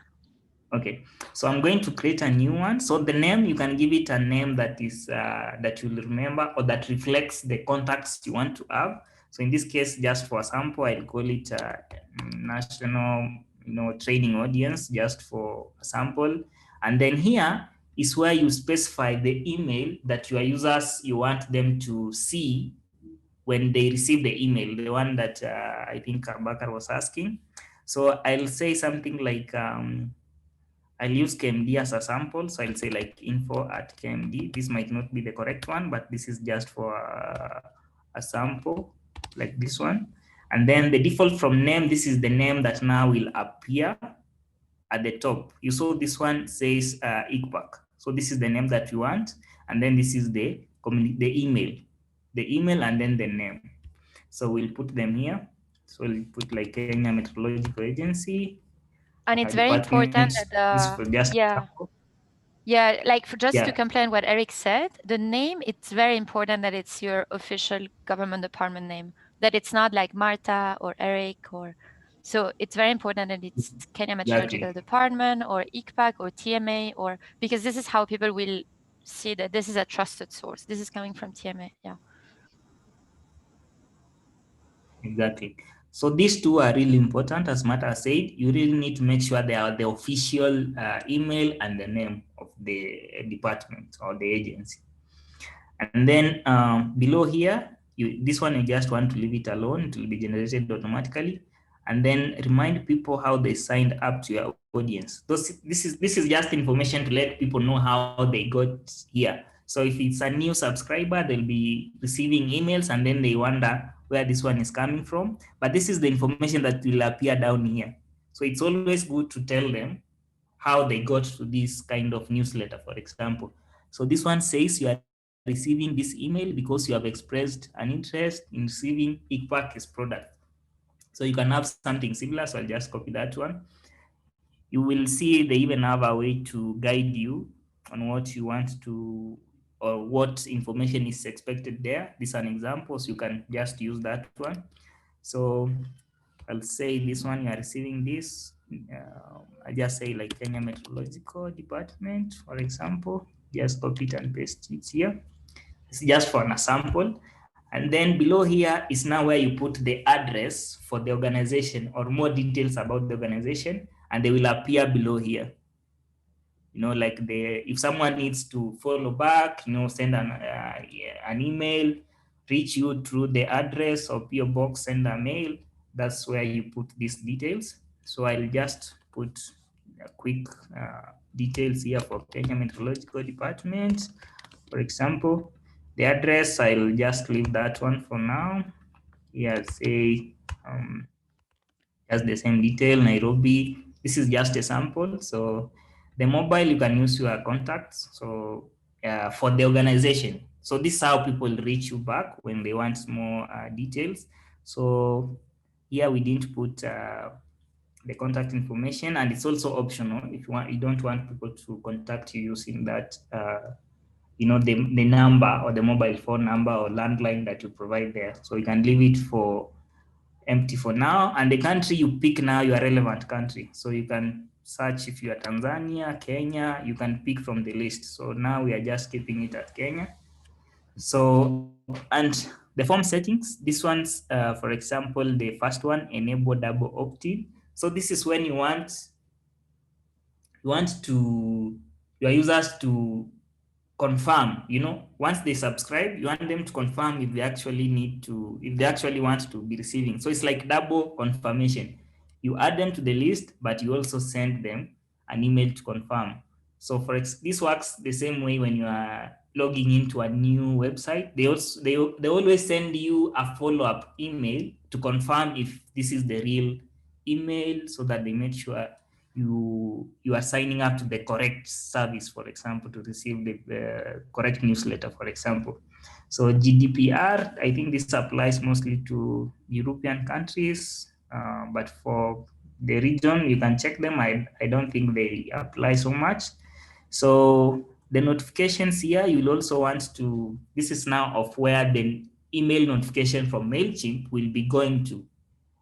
In terms of analytics, you want to receive daily analytics, you want to receive information on how your audience are behaving to campaigns, how are they clicking campaigns. This is where you change the email. So for us now, it's going to matter, but it can be now, this is where you can put your personal email. If, for example, Zachary, you are managing KMD, you'll put your email here to receive those information. Now, Bakar, you are managing you'll put your own email here, and then you'll be receiving now notification on analysis and, you know, those kinds of reports from MailChimp. And you can So also now, put many email addresses, right, Eric? Yes. You can put Yes, several. you can put as many. Yeah. So for now, I'll put mine. You can put any you put a comma and then you add another one. So for now, I'll just put this one is my email for eCard for Gmail. So maybe I put the eCard one, and then you save. Once you save now, your audience will be created and it will be empty. So it will not have any contacts. So you will need now to start collecting this information. So it's still adding it. So this is where now you go to the next step of starting to collect information. So if you have an existing list, you'll want to make sure that you are preparing it to import it. And if you want to start from scratch, then you'll have to make a sign-up form. So you see now it tells me I have a brand new audience. So now I can start adding contacts. So below here, it tells me you have no contacts. So I have two options. I can import from a list that I have. Maybe I have a CSV in my computer. I want to upload it of people, or I want to create a sign-up form similar to something like this, you know, like from scratch, and then people will be filling in, and then they will be populated to the audience. So for now, because Eric, can we ask like just one question to the participants? Like, do you store your user contacts in a CSV or Excel, or do you have them in some other form? Where do you, like, in what type of file do you store your user data? Maybe you can speak or write on the chat. Because in case Eric, in case they do not have their user data in Excel, they will have to put it in Excel, right? Excel, yes. Sudan, yeah, Excel. Saying Google Contacts, Excel. Yeah. Yes. You just need to make sure that the columns are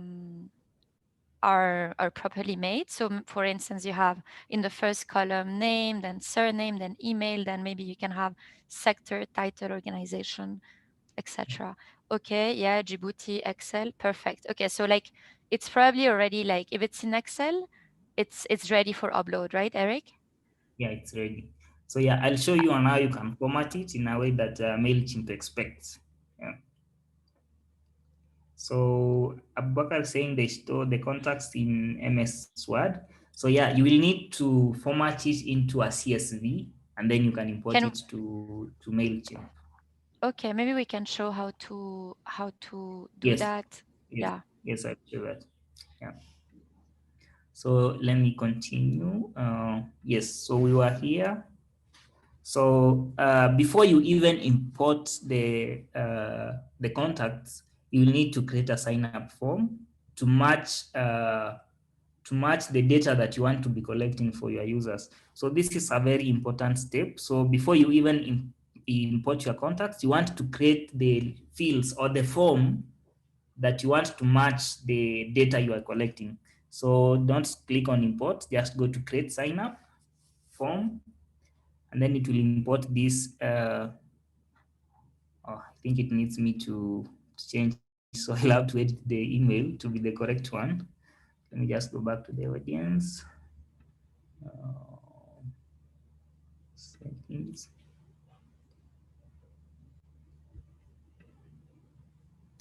Change it a little bit. So I just put mine.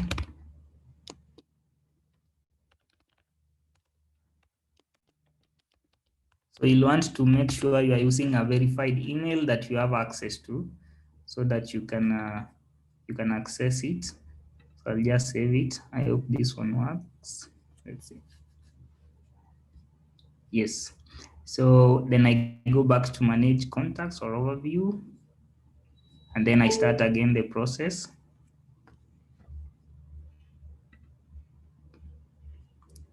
Martha, maybe I need to use the ICPAC one, right? Yes, you can use the ICPAC one to show. Yeah, it's fine. Yeah. Yeah. We can use the ICPAC one. Yeah. So let me just go back. Yeah.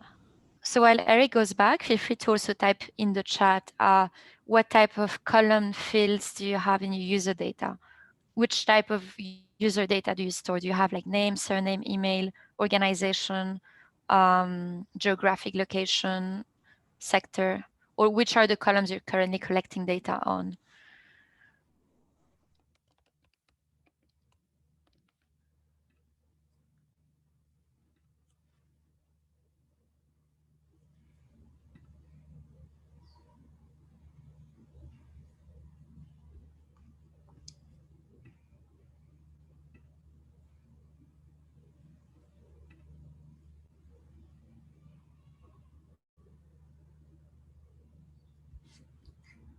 Okay, now once I click on the sign up form, so you want to make sure you are using a verified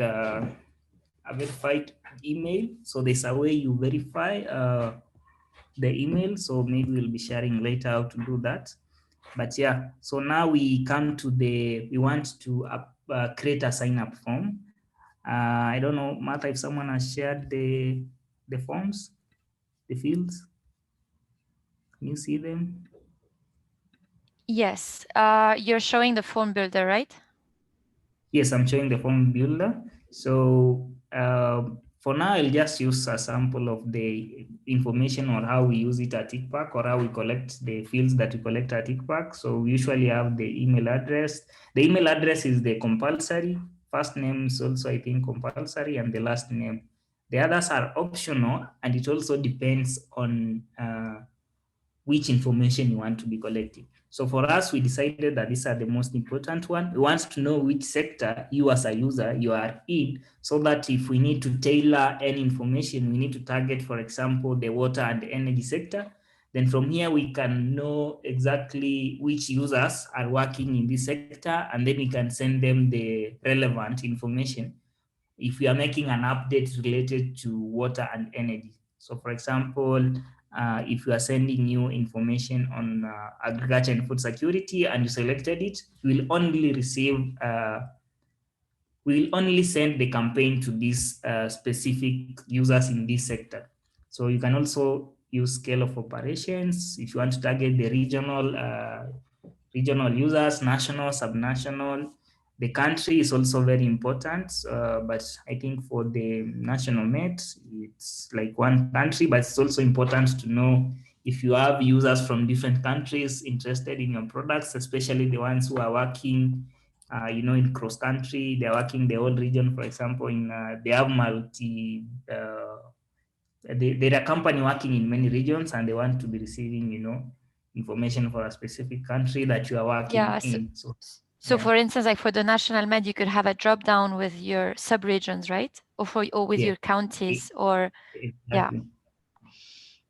So a good example, I can show you how the Met service for New Zealand does it. So when you click on sign up for the monthly outlook here, they give you these fields and they have the different regions. So, you can have North Island, South Island for them. So for us, for example, in Kenya, you can have the counties or sub-counties. You can have districts, for example, if they're in Uganda or something. You can have the different smaller regions so that you can target them. So let's say you have an alert for some flash floods in Turkana. You'll want to send this information for people who indicated they are in Turkana. So that's why it's important to have these sub-regions so that you're able to target those specific people. Yeah. So they also have like, I think this is type of farm. They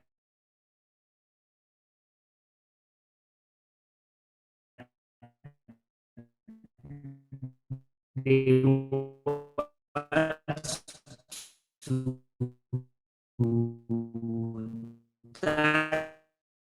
to them. Allow me to switch my internet. I think the power came back. Just a second. Yeah, power came back. Yeah, you can switch to Wi-Fi. Me too.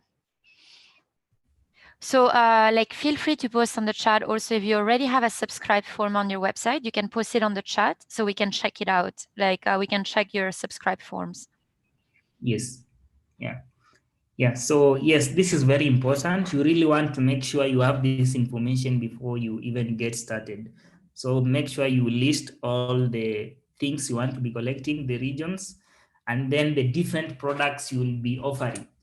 So these ones, you can change them later, you can update them, but it's usually good to think of which products you have and how you want, or the different categories of your products that you'll be sending regular updates. So be it the weekly forecast, the daily weather, for example, weather forecast, weekend updates, hydrological updates, for example, you'll want to list them here so that you can enable users to pick which ones they want to subscribe to.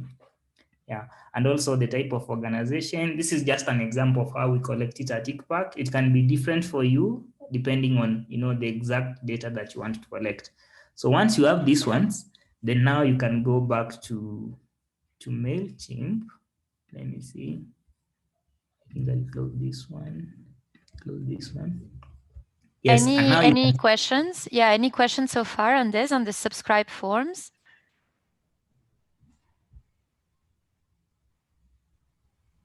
Okay, it seems like not yet. Okay, go ahead, Eric.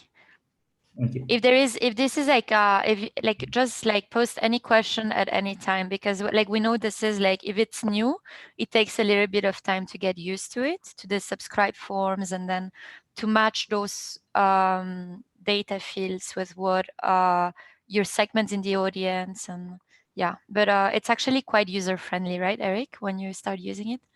Yes. Please feel free to interrupt and ask any question. If you are not following, please feel free to ask. And I'll try to answer you. So actually, the next session was about user data management, and we also use MailChimp for user data management from our side. So it's more of like a combined session. So we'll be talking more like on user management. For example, designing this form or the fields you are collecting is part of the user data management process. So you'll want to make sure that you define exactly what you want to collect. For us, we regularly update or try to come up with, when we collect information, we realize, okay, maybe we need to add, for example, scale of operation, and then we go and update it. So it's not something that you might not be very solid about it from the start, but it's good to have a starting ground that you think will not change in the coming days, and then you can add more fields on it. So what you need to know that when you delete the information or remove a fields, the data is lost. So that's why it's very important to know the fields you need, and then you add on top instead of removing. I don't know if that makes sense, Martha. Yeah. I think that will be easier, like also like to, okay, Jean Muniarrego is asking, anyone has telephone number of the owners of MailChimp? Please share it. Okay, you can actually chat with customer support very easily. So if you have any issue while you're setting up your account, you can chat with, there's a little help button on the bottom right, and you can get help and chat with them directly. So for instance, imagine you send an email campaign with a weekly forecast, and then you realize that you sent the wrong map. You can also chat with them and they can fix that for you and put the correct map. So they have a customer support service that is quite good. But like basically, I mean, the idea of showing you how MailChimp works is that most email marketing softwares are very similar. So if you start practicing with MailChimp, you will get a sense of how any email marketing software works. So you can make your choice at your institutional level of which type of software do you want to go for, but they will all be very similar in the way it organizes users. It allows you to create segments. It allows you to build sign-up forms, registration forms. I'm not sure, like I was asking on the chat whether any of you has a subscribe form on the website. If you do, please post them on the chat so we can look at them. Yeah. Yeah. So yes, so this is the default form. You see it has the email, the first name and the last name, and the address. You can add other fields as you need. But for now, I'll just remove this one. I'll delete it. You can delete by clicking on this small minus icon, and then it will give you this option to confirm you want to delete, and you'll have to type delete. So they want to make sure that you are sure you want to delete that information, because all the associated data will be lost. So before you delete, please make sure that you are sure you don't want to collect that information. And phone number, we can leave it for now, but maybe you don't really need it as for now, so we can delete it. So we can put, I think what we can do for now, we'll just add a sample for testing purposes because it takes some time to develop them. So I'll just add which products you like to receive. So it's a text. So on the right here is where you select what you want to add, the type of field. So you can have a text, a number, you can have a radio button, check boxes, drop down. So for this one, this is a check boxes. So we'll click this one and it will appear here. And then you can start now under field setting. If you click one and then say field settings here, you can start changing the label. So we can say like which products we would like to receive, and then we can start adding the options. So for now, we'll just add one quickly, like weekly, let's say like monthly. For example, monthly forecast, we can use that one for our sample, monthly or monthly outlook, something like that. Outlook, I saw it in the Twitter for KMD, I'll add it, and then you can save. Once you save it, it will be added and it will appear here. So basically this is how you now start building your form. You can even change the title here. So for this case, this is a sample case for like Kenya Met let's call it Kenya Met newsletter, for example, newsletter, just a sample. You can call it any name, you can give it any name, but it should reflect what the audience is about. So you just don't put any name, it should reflect what the audience expects or what your contacts expects to be receiving from the newsletter. So once I save that one, you'll have this link here, and now you can start sharing it. So if I open it, you'll see it will look something similar to this. So now with this one, you are ready to start receiving subscribers to your list. So you can take this link, put it in your website, for example. So if it's Kenya Met, for example, you can go to your website and then add the link somewhere here that says, for example, subscribe to our newsletter. And then when they open it, they go to this one. They see this link. And this way you now start getting people coming to or subscribing to your products, and you can now start monitoring. So once we do that, we go back to our audience, and now we can import contacts to our list. So I'm just going to import, when you signed up to this event, we received your details. So I'm going to use that as a sample to try and import all of you to this mailing list or this audience, and then we can use that as a sample. So I already have that list prepared in Excel. So maybe I can open it so that you see how it looks like. So it's an Excel, it's a CSV. So you have to make sure it's a CSV. So if you have an Excel, you first convert it to CSV. So I'll open it Excel, you see how it looks like. So this is the list. You can see it has the submission date. This is from our website, the information you supplied to us when you are signing up for this event. So we have the email address, we have your first name, the last name, we have the sector that you are selected you are in, you have the scale of operation and all other details. So for us, we are interested for now in the email address, the first name and last name, and maybe the sector. We'll see how to upload that one. So if you have an Excel, you just go to, you convert it to I think CSV. When you're exporting it, you select from the options, you select you want it in CSV. And once you save it, it will be in CSV and now ready to be imported. So this one, I'll just go ahead and now click on import contacts, back to MailChimp, click on import contacts, and then you'll have these two options. So you click on upload file, then you say continue to upload, and then you click on this one that says browse, and then you select your file that contains the CSV file, the CSV details for your audience. And then once you select it, you click continue to organize. And then it will give you this interface. You'll want to make sure you're selecting your correct audience if you have more than two. If you remember, this is where we started from. So for us, we have the ICPAC and training, but when you're starting, it will just be one. So just pick the one that's relevant to you. And then you'll want to make sure this one is checked to subscribed, so that when immediately you add them to the list, they become subscribed. Otherwise, they will not be receiving, you'll not be able to send the emails to people who are not subscribed. So if someone unsubscribes, the status will be set to unsubscribed. So if you look at the emails, there is always an option to say unsubscribe from this list. So this gives the users the ability to opt out. You know, they no longer want to receive the email. So maybe they think it's a lot of content, they are not interested any further. So that's why you want to make sure that you check the subscribed status when you are importing initially. And it's always a good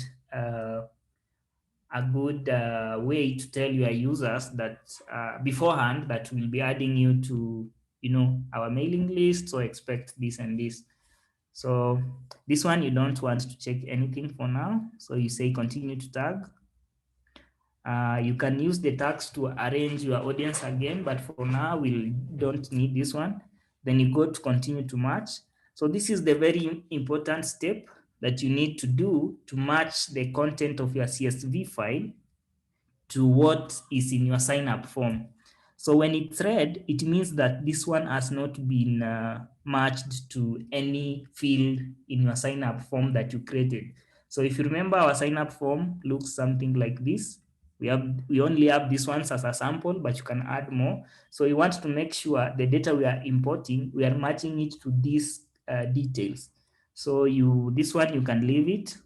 We don't need it. So you just leave it like that. Don't select anything. The email address has been picked automatically. So that one you can confirm it's okay. The first name has also been picked automatically. And also the last name has been picked automatically. So that this is just a sample. After we are done, I will delete this. I delete this audience just for testing purposes.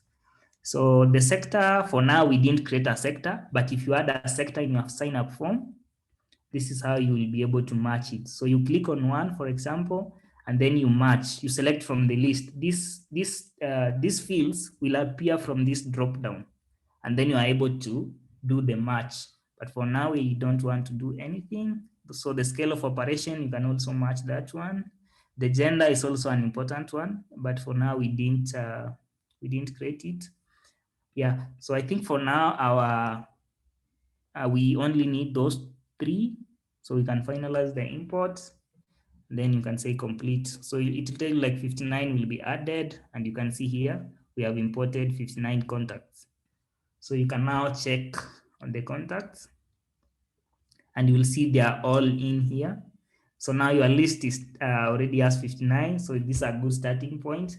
And now anyone that signs up from the form. So if I try adding my email here, and I say I want the monthly outlook, and say subscribe, I confirm, and then say subscribe, I'll be added to the list. So now when I go back and refresh, hopefully you'll see the number go up. So it's 60. So now the new ones coming will be added to the list. So you can see that the new one, where is it? It's somewhere in here. Yeah. Yes, it's here, the most recent. And this one, because I selected, I want to receive monthly Outlook products from here, from the list, it will appear as I selected it, it will appear here, it has already been added. It doesn't appear for these others because we had not imported that options from the form. The form did not have this option or this field. So yeah, so for now, this is how it looks like. So you are now ready to start sending, information or disseminating information to your audience. So now the next thing is to design your campaign.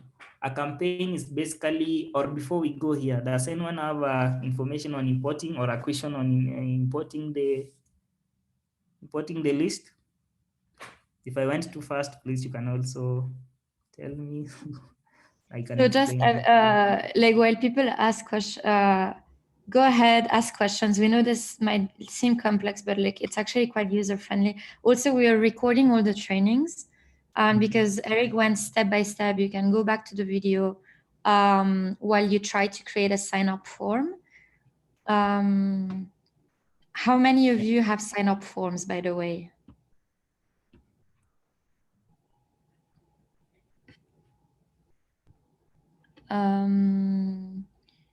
Okay, Zachary from KMD, do you have sign-up forms?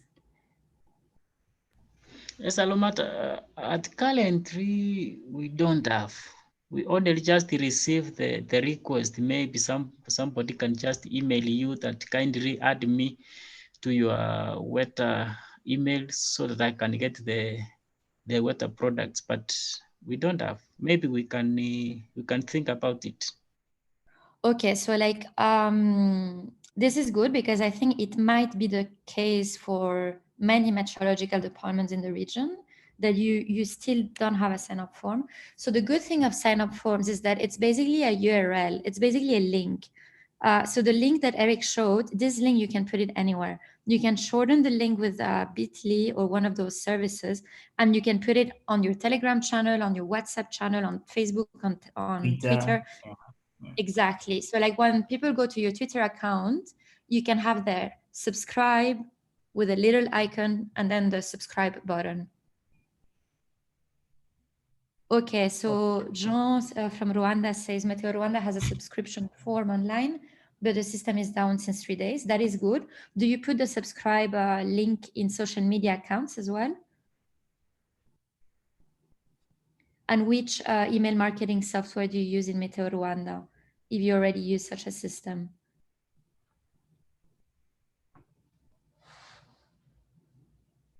Yes, Jean or Leonard, maybe you can explain how you do it in Meteo Rwanda.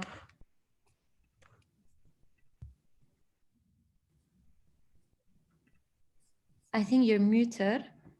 Feel free to unmute yourself.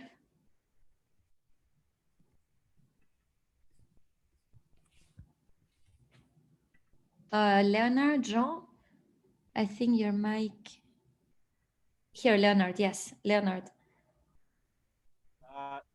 Yeah, Marita, let Jean explain more because he's familiar with this MailChimp. We are using it to send the 10 days bulletin, and it looks really great.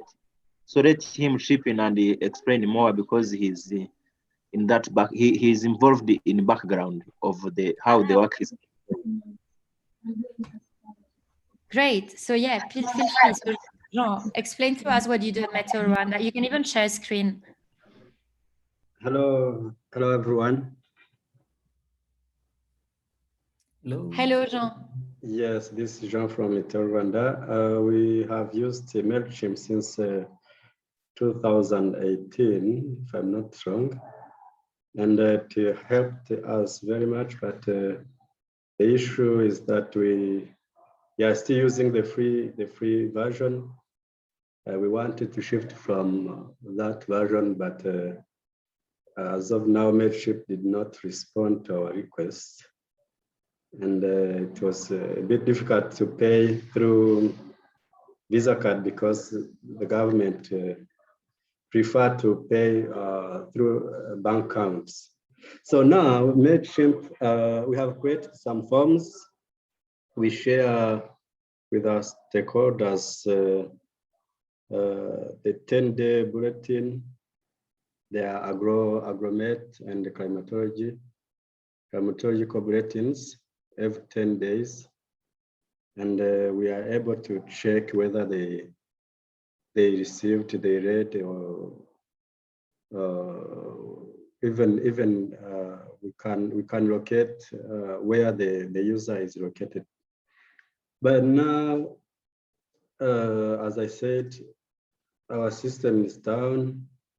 The MailChimp is used to, oh, here it is. Maybe I can share the link. Here is the link. Did you try? Yeah, we can. Oh, great. Yes. We have someone who can create a new account, can subscribe to our news release, can request for data. It's a system we developed, which has all those links you see yourself. Really, this platform is very Like, did nice. you also get when you clicked on the form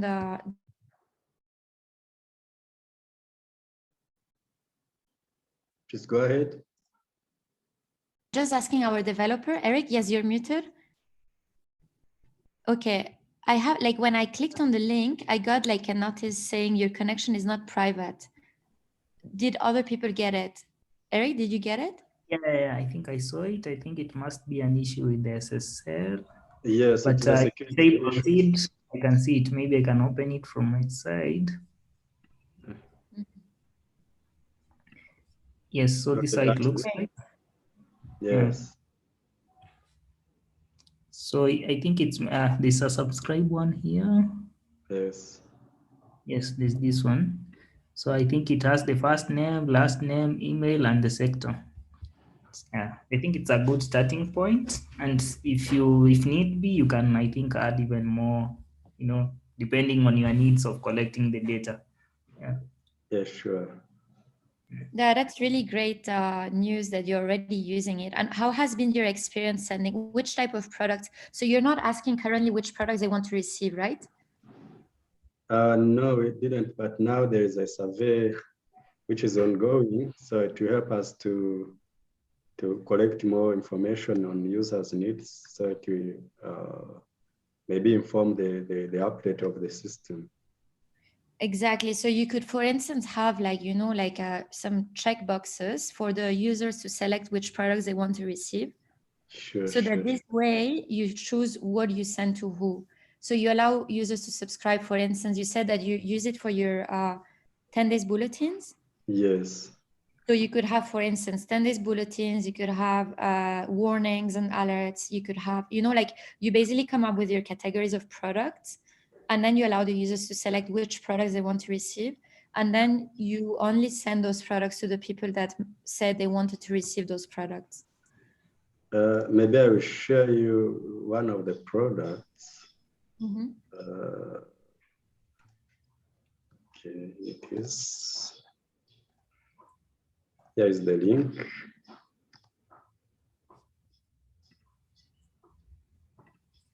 So also like regarding your problem with the payment, we are also face the same issue like at ICPAC, because ICPAC was not used to pay with Visa or debit card for digital services.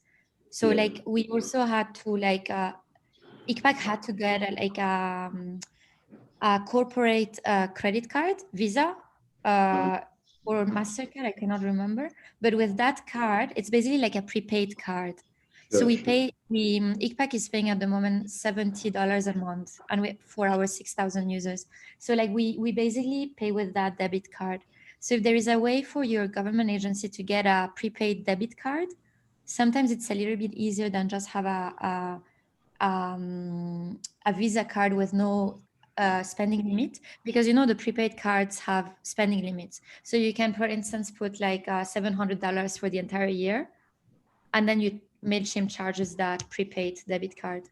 Maybe you can check with your government agency and your national banks whether there is a way out. Maybe that one is not allowed. So the government only uses bank accounts. Mm-hmm. Yes. Okay, so it looks very good. Can you scroll down?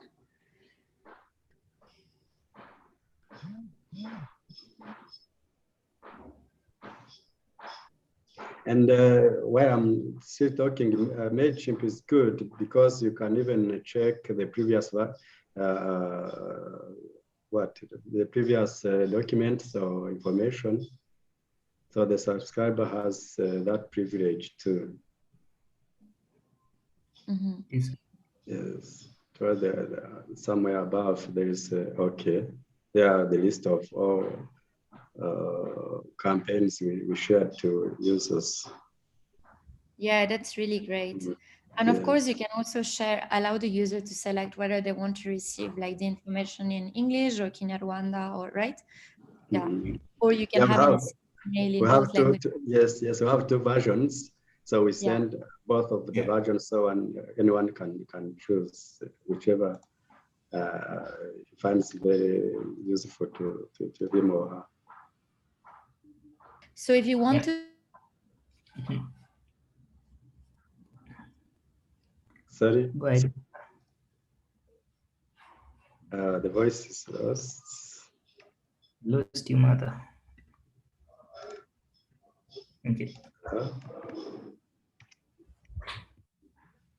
I think we lost her for a moment. Yeah, but I think she wanted to say you can have an option, you know, to automatically determine the language the user wants to receive the information in. So, for example, so you can have like you see in your form this one. You can have an option below here that's a drop down that you select the language. So you can have like English and also like Kinyarwanda.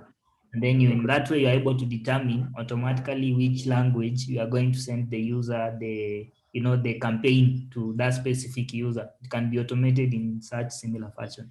Yeah. Very good.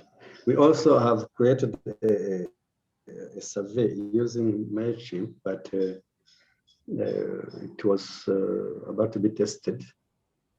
Also, this one is very good. MailChimp is very, very good and very easy to use. It's easy, right? Yeah, we had actually the same experience at ICPAC.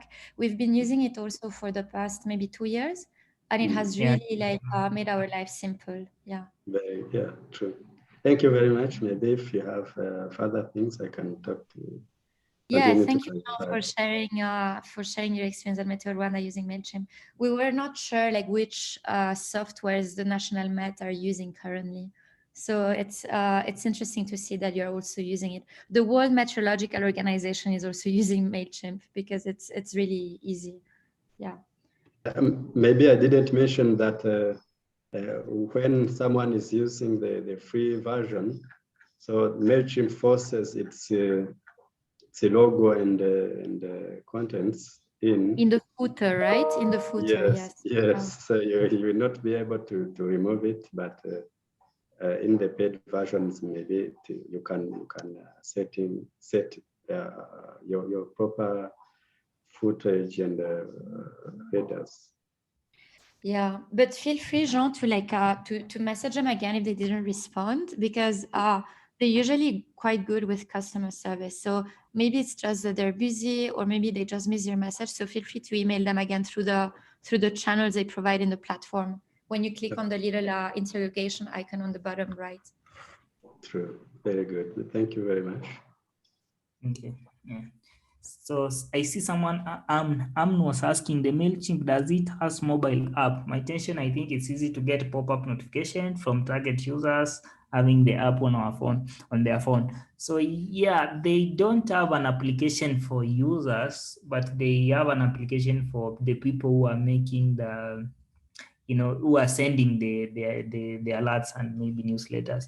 So the intention is you will be receiving this on your email. So if you have an email application, for example, Gmail installed, then you'll get a notification. You'll get a pop-up notification telling you, there's an email from ICPAC, there's an email from Met Rwanda with these details and with this update. So there's no specific application for users to use to subscribe to, for example, for the ICPAC products, but they expect you to be receiving them from Gmail, for example, or any other software or email provider you are using.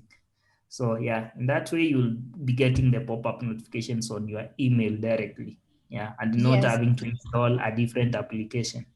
Yeah. Yes, and just to clarify for who was asking, MailChimp is a software to send emails. So what you send are emails. If you're looking at an application, WhatsApp or Telegram would be better, because probably most of your users already have WhatsApp. Telegram also, like both WhatsApp and Telegram, allow users to have push notifications on if they want them on. Like for Telegram, they can allow the push notifications on for that particular chat.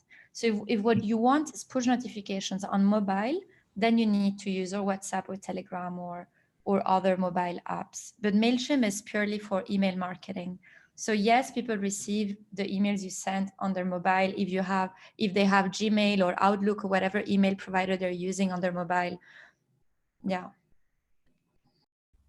Sorry, Martha, we lost you. Oh, sorry. Like, what did you listen? What was the last one? Was like most people use. Yes, WhatsApp, the mobile apps. So basically, if you want pop up on mobile, then you need to go for WhatsApp, Telegram, or apps that people have on their phones, because MailChimp is an email marketing software to send emails. Yeah.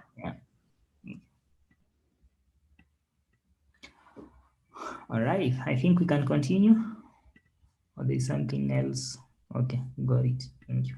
Yeah. So now the next step is to now start actually sending the individual emails, or the sending the targeted emails, or they're called campaigns in MailChimp. So the way you do that, on the left here again, if you go through these icons, this one that's like a loudspeaker, you'll see it's called campaigns, and you click it. And now you can start, making your campaign. You can see at ICPAC, we have been having like quite a number of campaigns. And the good thing is that you can scroll down and, view how many people opened it, the percentage of opening. You by just looking at the campaigns you have, you can see the analytics quickly before you even open it. So what we are going to do right now is try to create a campaign, and then later I'll show you the available analytics.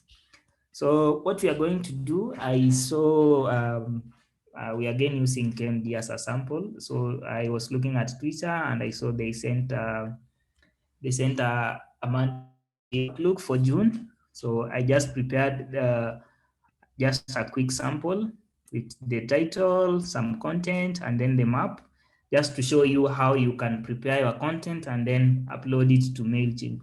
So what you'll want to do first is to prepare your content somewhere else so that it's ready, you know. So in this case, you make sure that you collaborate with your other experts who are putting in content. You can use Google Docs, you can use Microsoft Word to just make sure you are collecting the information, you are putting the correct content, you are putting the correct maps before you go to MailChimp. This one will help you to quickly, have the content so that when you go to MailChimp, you are just deciding how to look and the final sending of the email. So I have this as a sample. So we are going to assume that we are sending this Outlook to our subscribers, all of our subscribers, and we hope that they receive this, update. Those who had signed to receive the monthly Outlook. So we are going to use these contents just as a sample. So the way we start, we click on the create campaign. So once you click it, I think it's loading. You need to refresh.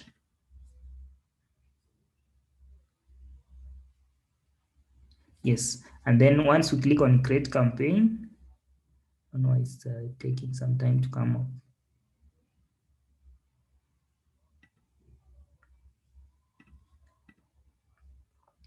You can see my screen still?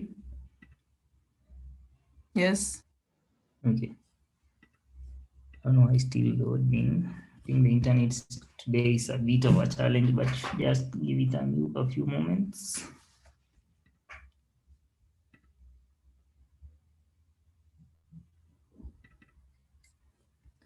It's taking some time, so I'll just go back to the audience campaigns.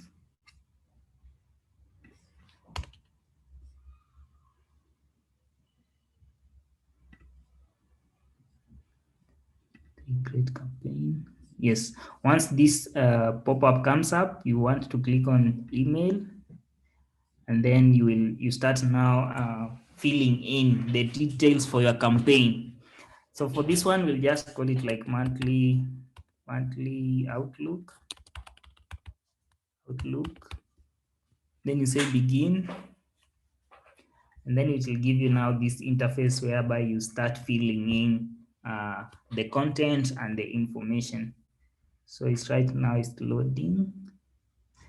So before you even put the content, you start by selecting where or the target audience. So you click on this add recipients. You can first of all actually change the name if you think you need to change it. So you have that option to edit, and you can also add the recipients now from here, and then you choose the audience. For our case, we are going to choose this one that we created for testing purposes. And then you have an option to select which groups or how do you want, or which target people do you want to send to. So this is where now the options in your form that you allowed users to select will come into play. So for example, let's say Met Rwanda, they have these options for environment or agriculture, education. So if you want to target those users, then you'll have to select from here. You say a group or a new segment, and then you can now start matching the fields or the data you want to send to. So for our case, since we already had which products you want to receive, and then you want it to be the monthly outlook. So this is where now you start selecting the specific kind of users from your data you want to be receiving. this kind of information. I know that from my list, only one person has this monthly outlook, the one that I signed up myself. So for this case, I'll just I'll just have all of them for testing purposes. But you have that option of selecting groups, and then you can match as many, as many fields as you want to. So if you have different categories, you'll want to make sure you are selecting the right category for which products you want them to receive. So for now, I'll just use all. And then this one is also very important. We'll want to make it to be the first name in your list. So this one ensures that the email doesn't go to spam. So this is a way for MailChimp to make sure that your email is delivered to the correct user and it's not marked as spam. So you want to select the first name, the F name, the first one, and it will pick automatically from your list the first name of the user, and then it will use that one to filter, to avoid spam filters. And then you save. Once you save that one, the next thing is now the subject of your email. And this is really important. You'll want to make sure that this is what the users will see first. So for example, if you look at the ICPAC one, you'll see that the subject is read our summary for decision makers. Like you want to make sure that the title is very well defined. It communicates something before even someone looks at it. And then you can also include things like icons and some details to make it look good. So Martha, do you want to comment and something on the subject? Maybe. So like you see, like MailChimp gives you tips on the right-hand side on what a great subject line looks like. So a great subject line for emails, because nowadays people receive so many emails, is a subject line that has no more than 9 words, no more than 1 emoji. If you use too many emojis, it might not look like super serious, but they still recommend using at least 1 emoticon. So for instance, if you're sending an alert, you can use the alert emoticon. You can use the red cycle. You can use if it's a weekly forecast, you can use the little cloud with the sun. So we really encourage you using emoticons in your subject lines, because that's what people will use to decide whether they opened or not your email. So subject lines are super, super important. You cannot have, like something that we realized that was happening in some countries is that people use capital letters for the subject lines. You shouldn't use capital letters for subject lines, because that could also trigger spam filters. It's really important that you use lowercase, that you have no more than 9 words, that there is no jargon, because you want everyone to understand. And yeah, basically, like while you fill in the subject line and below the preview text of your subject line. So maybe like if the subject is like June 2021 weather outlook, below you can say read our latest monthly forecast or something like that, like a call to action.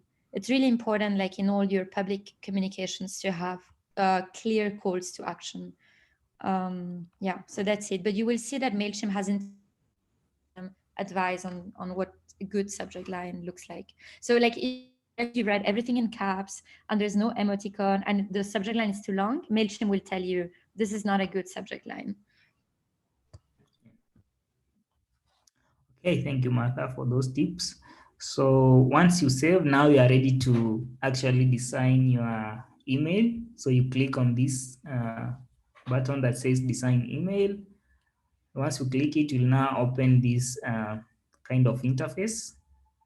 MailChimp usually provides like a wide list of templates to just help you get started. But for this one, we'll just pick the basic one, this one that is 1 column, and then we'll start building on it.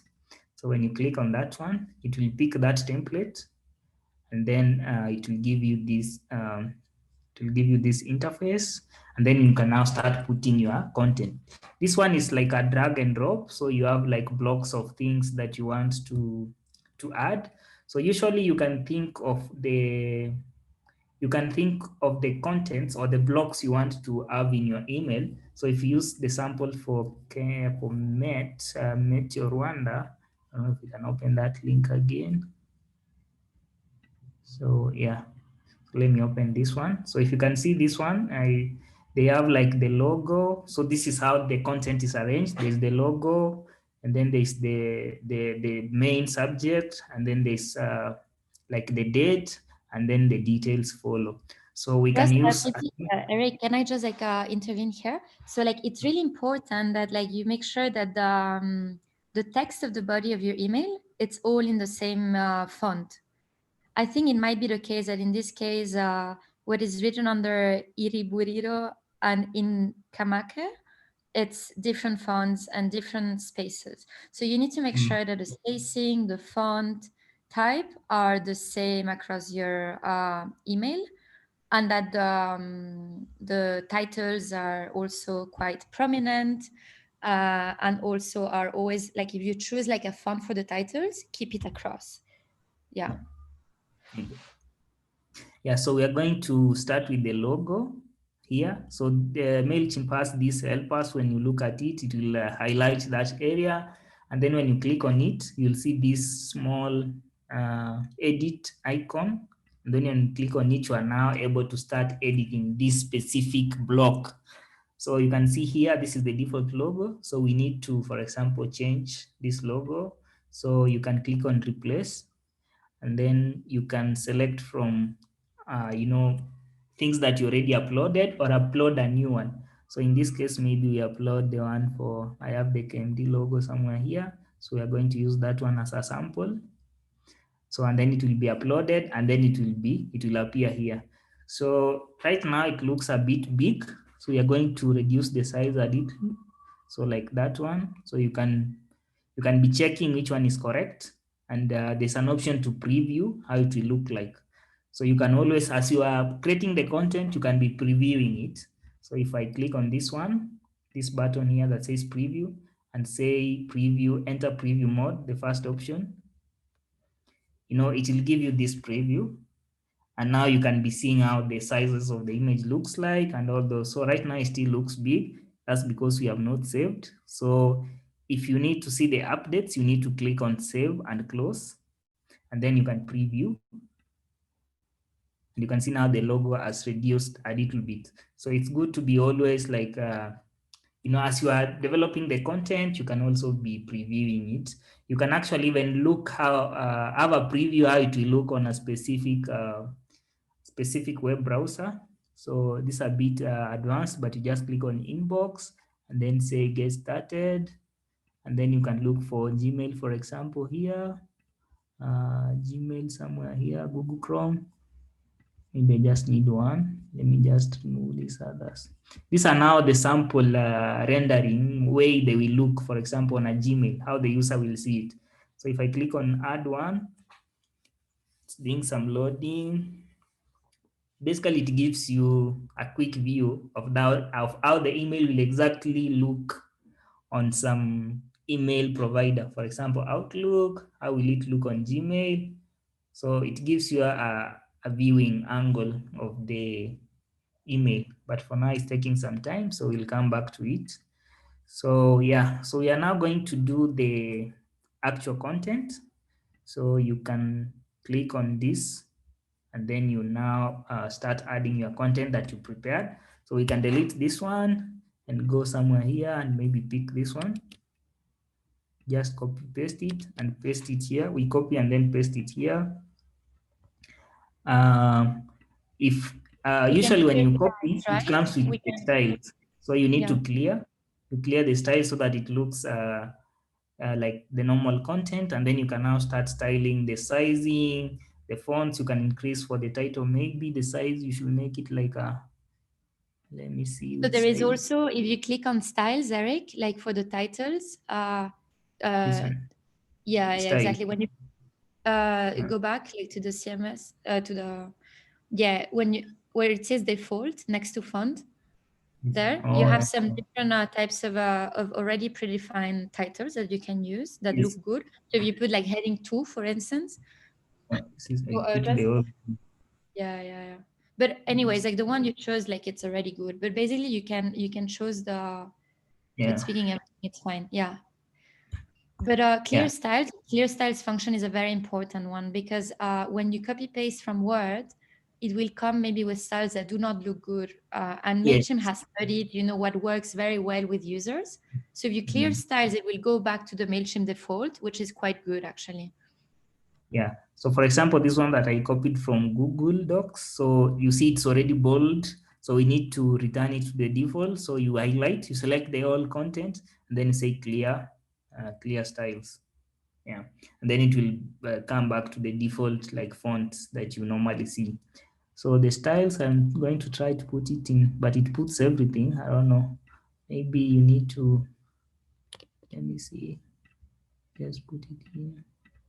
Yeah, like that. So you put at the end of the text and then you make it an heading like that. So yeah, so now you can continue like adding your content. You can save and close, and then you can preview it how it looks like. You can decide to preview it at the end or at the start. So this is the email, how it looks on Gmail, the one we did. But yeah, this is the latest one we have. So you can just be previewing it or decide to preview at the end.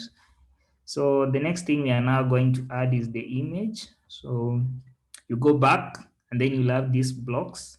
So you look for the image blocks. So we are going to maybe pick the one with the one you can put like some text below maybe, and then you drag and drop. So you click it and then you drag it, and then you want to add it below the text, maybe the main text, and then you drop it there. And the image will appear, this image block. And then you see when you click on edit, you have an option to now upload an image. So we are going to upload a new one. You can select if you already have the image, but in our case, maybe we upload the one that we were using. So I'm just going to take the sample that I got from the KMD Twitter. So you wait a little bit as it uploads, and then the image will appear here. So yeah, you can resize it. I think you can change the size. You have more editing functionalities, but you're not going to go into that into details. Then you can put the captions here. For example, this you can call it like June 2021 rainfall forecast. So you can put links, you can put like more details, but for now we are going to have that one. And then you can again preview to just make sure it's looking the way you want it, and you can see it looking like that. So yeah, and then you can continue adding more details if you want to have buttons. Can we add also the URL to the video? Like I put in the chat, like a YouTube URL. Yeah. So I think you bring in the video, right? This one? Yes, you bring video, yeah, that one. Bring the video and then I drop it there, and then you will have an option.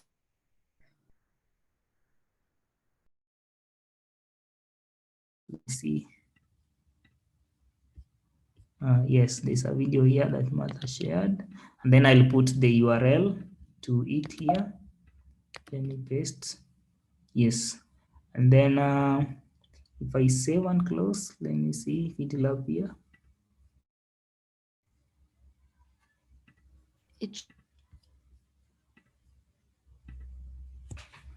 Connection. I think my internet's.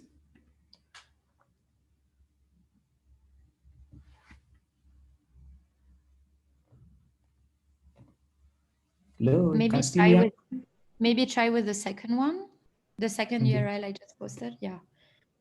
I think let me just refresh. My internet is misbehaving today.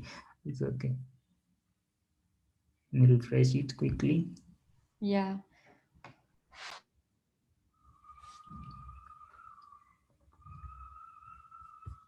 So basically you first post, upload your videos on YouTube, and then here you just post the URL to exactly, and it picks it up directly. Then it picks up here. Yes. Then you can put like, some caption to the video, like, explaining something about the video. Then when you preview it again, you can now see how it looks like. you know, yeah. So far this is what we have, and yeah, you can now try, you can continue editing, you can add buttons. For example, if you have a file and you want to download it, maybe you can put links to the file. You can put like, let me try, you can put a button, for example, maybe down here. So you just look for a button, and then you can edit it, and then you can say something like download.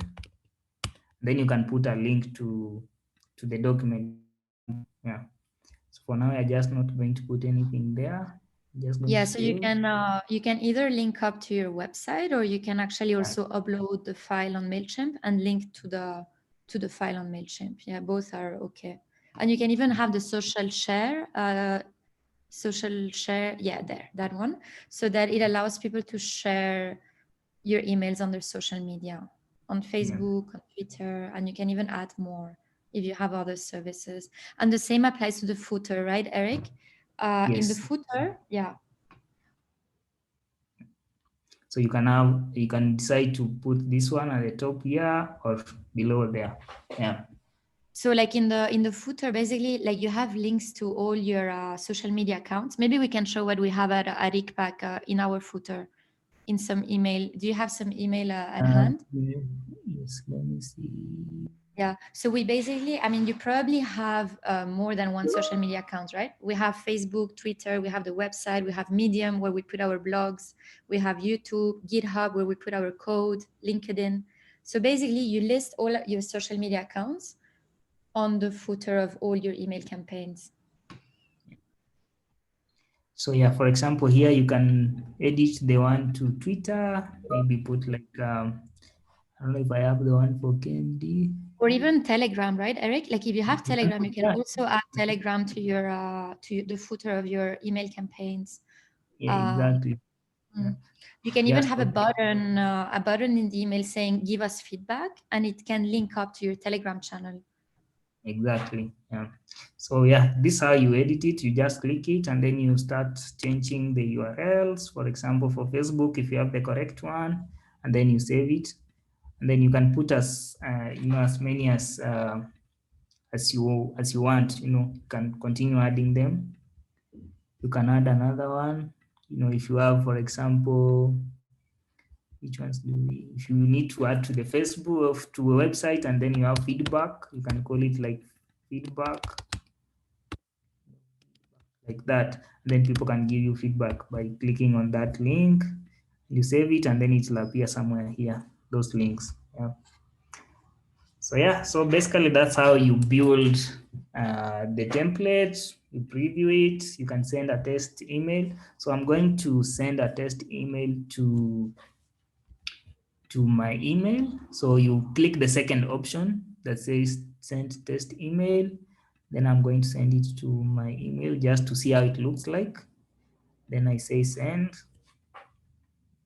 Yeah, so we basically send, before we send, for instance, ICPAC emails, we usually send at the very least 2 or 3 test emails just to make sure that everything is fine and that there is no typos, there is no mistakes. Because once you send the email, it goes out to thousands of people. Yeah. So yeah, so this is the test. This is how it looks like on the real email now. So this is a test. So if you can read through it, if you have any typo, if you think that this image needs to be replaced before you send to all the actual people, you can check that the social share icons are okay, the links are working as expected. Just counter check and see that everything that the video is the correct one before you send to the real audience, as Martha said. Yeah. Another thing that you can do, you don't have to finish now. So if it's something you're planning, you are developing, you want to send it maybe at the end of the week, you can continue, and then you can save it as a draft, and then you can come back later and edit. So you don't have to finish. Go ahead, Eric. Yes. So I wanted to suggest that for Friday as well, everyone in the training creates a dull MailChimp account and creates like a test email like Eric has done with the forecast. And on Friday, everyone can show what they have done. and we can look at the different email layouts, and we can comment on them. So Yes. you do so like just basically a test for Friday. Yeah. So yeah, so once you have your content ready, you can say finish later, and then you can, come back later and then say, you'll see that it's in draft mode. Then you can click and then say continue editing. If there's something that has changed since you last updated the content, you can continue updating. And then you can, once you are ready, you are completely ready, then you are now ready to send it to your actual audience. So I'm going to assume that now everything is ready. This is the final. And then I'm going now to, you'll see it tells you the expected number of recipients who are going to receive this email. So you can, if you want to change the people who are receiving it, you can as well as change it through here. But now you can also schedule. If you don't want to send it now, you can schedule to send it later. But now I'm just going to press send, and then you cross your fingers that it goes. And then, yeah, it will tell you if it has gone. Yes. MailChimp gives you this small icon to tell you now it's out there. Then you are now ready to start receiving the analytics or the reports of, how the campaign has been doing. So if it went well, you should be receiving emails on your end, because I used the people who registered to this training, so you can confirm if it's appearing on your end. And yeah, basically that's how you send a campaign to your users. And then once you have it, then you can also share now on social media alongside your normal,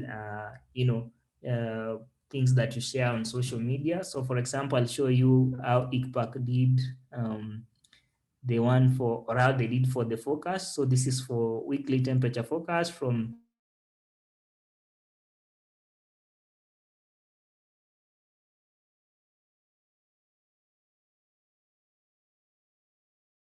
and there's a link that now takes you to the actual bulletin. So if I click it, sorry, if I click this one, if I click it now, it opens on the web. It opens this email on the web. But if you had also subscribed, you'll receive it on your email. Maybe I can confirm if it came. Yes, you'll see that I got it here. So this is now how it looks like. This was the test. Now this is the actual email. And you'll see that it's coming from Kenya Meteorological Department and the email that you put here. So this is why it's very important to put the official email for your specific agency. So here we used communication for a sample. So maybe if it's the real Kenya Met, then you'll have a real Kenya Met email there. So this is how it looks like. This is what we designed so far. Yep. And this is what Jean was mentioning below. Can you scroll down? You can see the little because it's a free version of MailChimp. You can see the little logo. If you go for the paid one, then you won't see the logo. You can have your own logo at the bottom.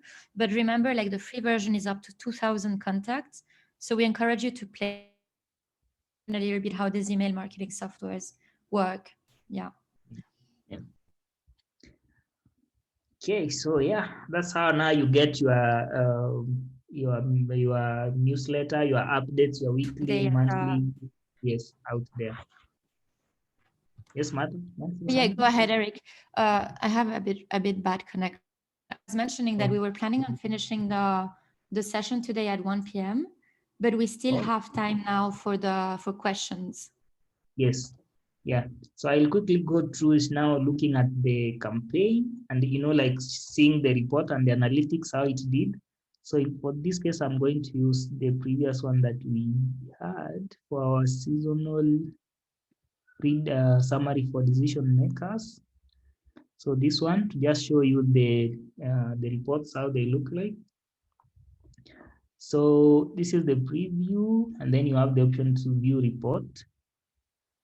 And then now you will start seeing, for example, this one was meant for 6,000 recipients. And then you can see the number of links that were clicked or how the links you put in your campaign, how they were clicked.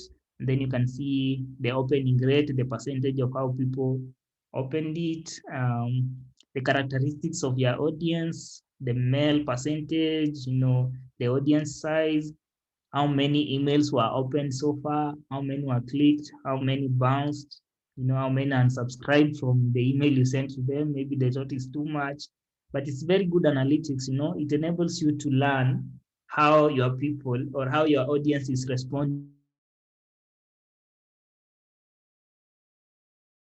how to improve your next campaign.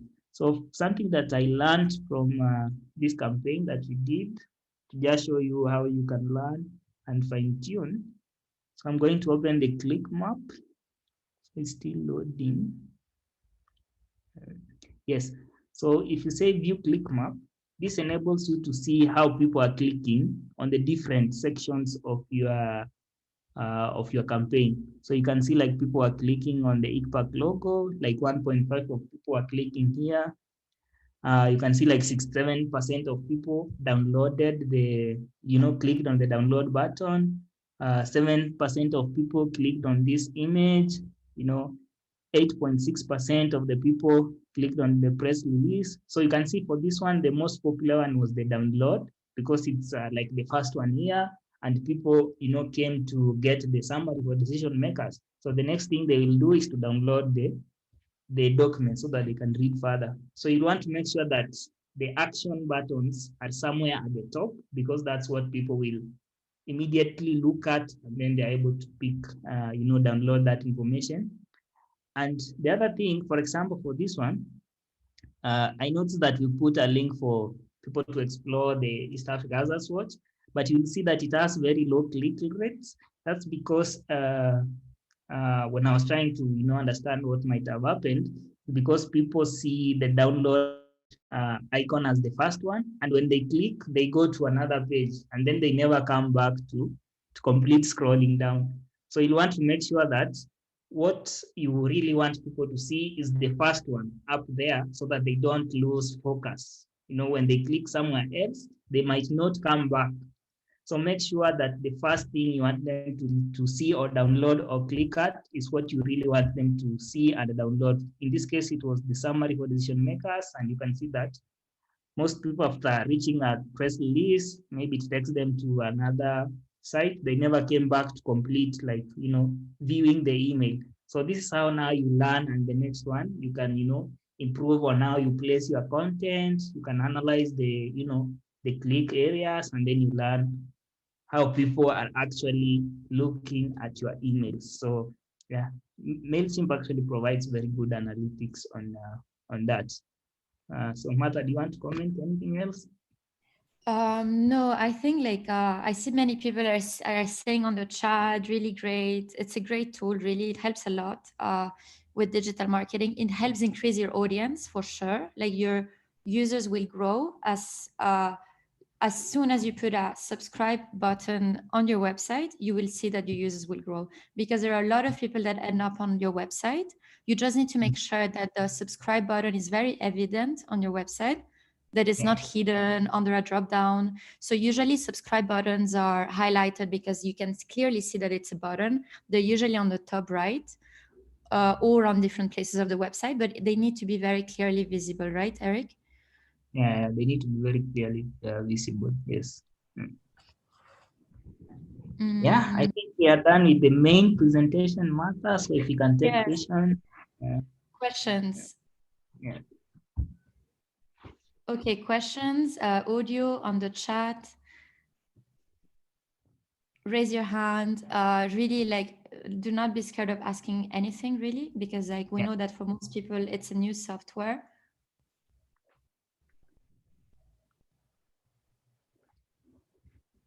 I see. Okay, while people ask questions, maybe Emabet. Emabet is in the audience. Emabet, what can you say about MailChimp and how it helped you as well to send? How do you find it?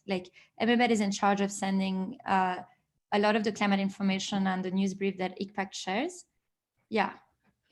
Hello again. Yes, like Eric and Martha mentioned earlier, MailChimp, when you see like the process, how to set it up and how to use it, it looks very, very complicated. But once you're like working on it, it's very easy. It's like working, like uploading images or text, writing something on it and sending it like an email. It gets very easy once you get used to it. Don't be scared.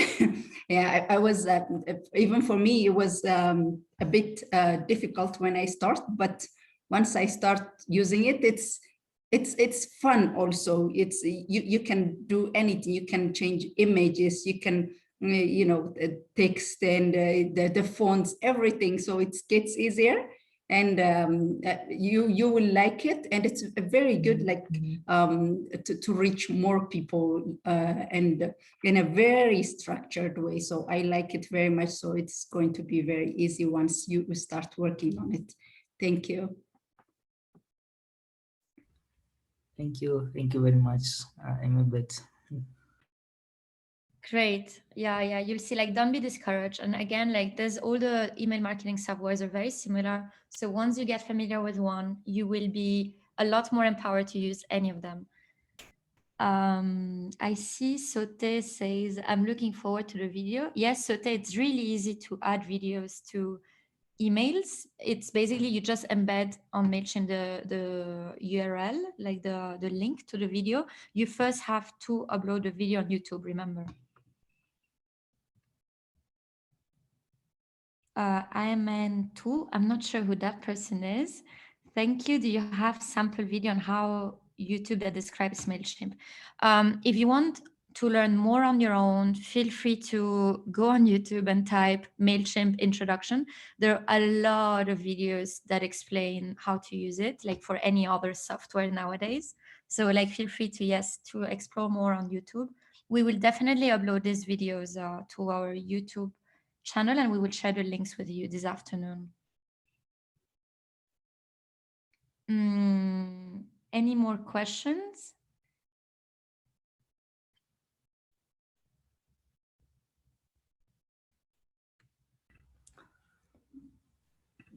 So yes, please, you can feel free to start signing up, sign up to MailChimp, just create a personal account and you can start playing around. If there's any challenges, you can always email us and we can try to guide you or to point you to the correct resources. So yes, we'll share the links to the guides that you can learn on your own, and please just feel free to log in to sign up for MailChimp so that you can start experimenting, and you will notice it's not very complex, as Emabet said. Thank you. Yeah, thank you very much for coming to today's training. We're looking forward to see you tomorrow again. If you have questions on something you learned today, you can also ask us questions tomorrow. And we're looking forward to this week of learning together. Okay, great. If you get stuck at any process, so basically you have some homework to do for Friday. You need to set up a broadcast list on WhatsApp, one channel on Telegram for your NMHS, and then you also need to create a draft email with the forecast for your NMHS. If you get stuck at any point, let us know, and we can just basically like reach you via email. Yes. Okay, thanks everyone for coming today. Thanks, Eric, for showing us MailChimp around. Like, I think you really took us like step by step. Thank you. If you get stuck, please, you can reach us always. Thank you very much. Yeah, and send us a screenshot of what you see if you get stuck, so we know what happens. Martha? Yes. I'm seeing here a participant called Addis is saying he's stuck on activation. Can we ask him where he is stuck? Is it the Okay, or yes. the connection? Yeah, Addis, please. Yeah, where are you stuck? At what level? Hello, my name is Addis. Yes. I need to activate the MailChimp for my email address, I guess. Okay, so did you get, Eric, like, do you know where the... But when I try to activate the email from my email, it always says it's expired already. I tried 3 times. The fourth one is stuck. I didn't get any activation from activation email from the client, I guess. Okay. Yeah, maybe. Okay. Are you able to maybe share your screen so that we go through the process together? I am working on it on my mobile, my cell phone. Okay. Oh, thank you. Can I try and show you tomorrow? Okay, yeah. So we can try to go it through together tomorrow. I can assist you to through the process. Thank When you you. are working on a computer, that will be easier. Yeah. Thank you. Yeah, like maybe Addis, like if tomorrow morning, like so the session starts at 9, if you can log in maybe at 8:45, we can go I will. through. Okay. Yeah, we can go through it together. Yeah. Okay. Yeah, you. and anyone else who gets stuck, maybe you can come tomorrow early a little bit by 8:45 and we can walk through the process of signing up together if you are stuck again. Okay, by the way, Stefan Lies is reminding me something very important that I forgot. Please try to get verified your Twitter accounts. Twitter is allowing this since 2 days, I think. So go to your Twitter account for your National Meteorological Department. Go to the settings. I will also include screenshots in the email I do like in a few hours. But basically request Twitter to verify your account. This way, you will see the little blue badge on the right of your name, and people, you're a trusted government agency giving the forecast. Yeah, so Stefan is saying it takes a little bit to verify. Verified sources, and they're usually people who try to mimic, like you can have someone mimicking Meteor Rwanda and they are not the actual people. So if you are verified, people really trust that this information is coming from the right person. So yeah, we can take up that process. Matt, I don't know the process. Do you know how you start applying for? Yeah, maybe I can share my screen while people are still here. Okay. Let me open Twitter. Stefan, if you want to say anything while I open Twitter, feel free. Thanks, Marta. Actually, I was I was going to say exactly what Eric's already mentioned, which is that it can be a problem. It's certainly a problem for the Met Office here in the UK. We have lots of people trying to spoof our official accounts, and in the meantime, while you're trying to get verified, it's also worth just having a look to see if anyone's actually trying to pretend to be your organization, and you can then report that user to Twitter and now have them removed. So that's worth doing as well. Thank you. Great, thanks, Stefan, for sharing. Yeah, exactly. Like it's really important for meteorological departments to be very distinguished from other people that are trying to give forecasts, right? I'm trying to find Eric. If you find it before me, because I found it on my phone and now I'm not finding it anymore.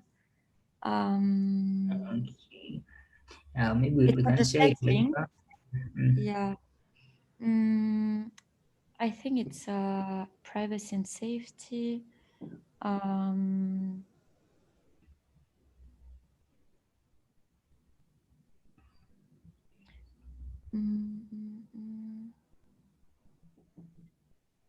Okay, maybe I'm not finding it at the moment, but like we will send screenshots in the email we send you this afternoon so that you know step by step how to get verified. Martha, we have a hand raised by Noah Adam. Yes, please. Go ahead. Hello. Hello, everybody. My name is Noah Adam from Sudan Meteorological Authority. First, I would like to thank the team of ICPAC for this very fruitful information. Really, we need to have it because we are working.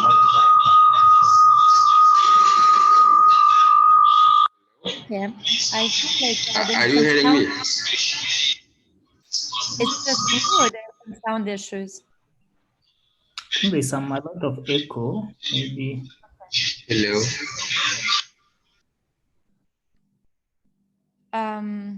Yeah, there seem to be some sound issues, Noah. Noah, please feel free to write in the chat. Hello.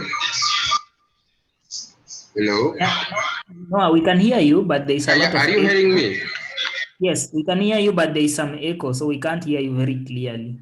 Okay, so It will So work maybe you if can you try, adjust it is typing in the volume. chat. I think it is there is a problem on the internet, so I'm trying to see what is the problem. So if you're hearing me, so even I hear you. Okay. Yeah. So yeah, maybe you can try, writing on the chat. Then you can try to, yeah.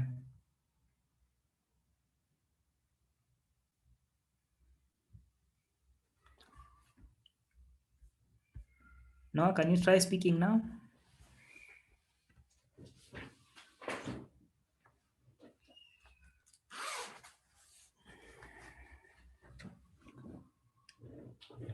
Okay, I think we can't hear you now. I actually found some of the verification information, so I'm gonna share like the guide very quickly. So basically, as government, you can get verified by Twitter. So you just need to follow the process for government agencies. How do I apply for a verification? You need to click on the 3 little dots icon, go to your settings and privacy, go to your account, and scroll over to account information, and then tap verification request. And then you click start request, and then you submit your request. So for governments, because I did it yesterday, I think it's probably, I think it was asking you or to verify through your website, so you can put your official website, or it also allows you to get verified through official information being published by third parties. So if somebody is saying something about you, they can verify that you're actually like a real authority.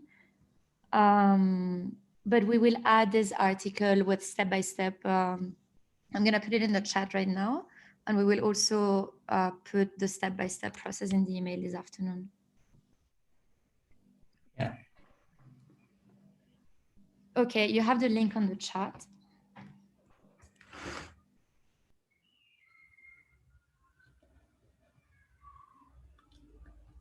Okay, yeah. I think Okay, that is it. anything? Yeah, that is it. I think any other question by anyone? I know Noha, unfortunately, you didn't have, I think, good internet, but like feel free to write on the chat or by email as well. And see you all tomorrow at 9 a.m. again. Thank you. Thank you very much.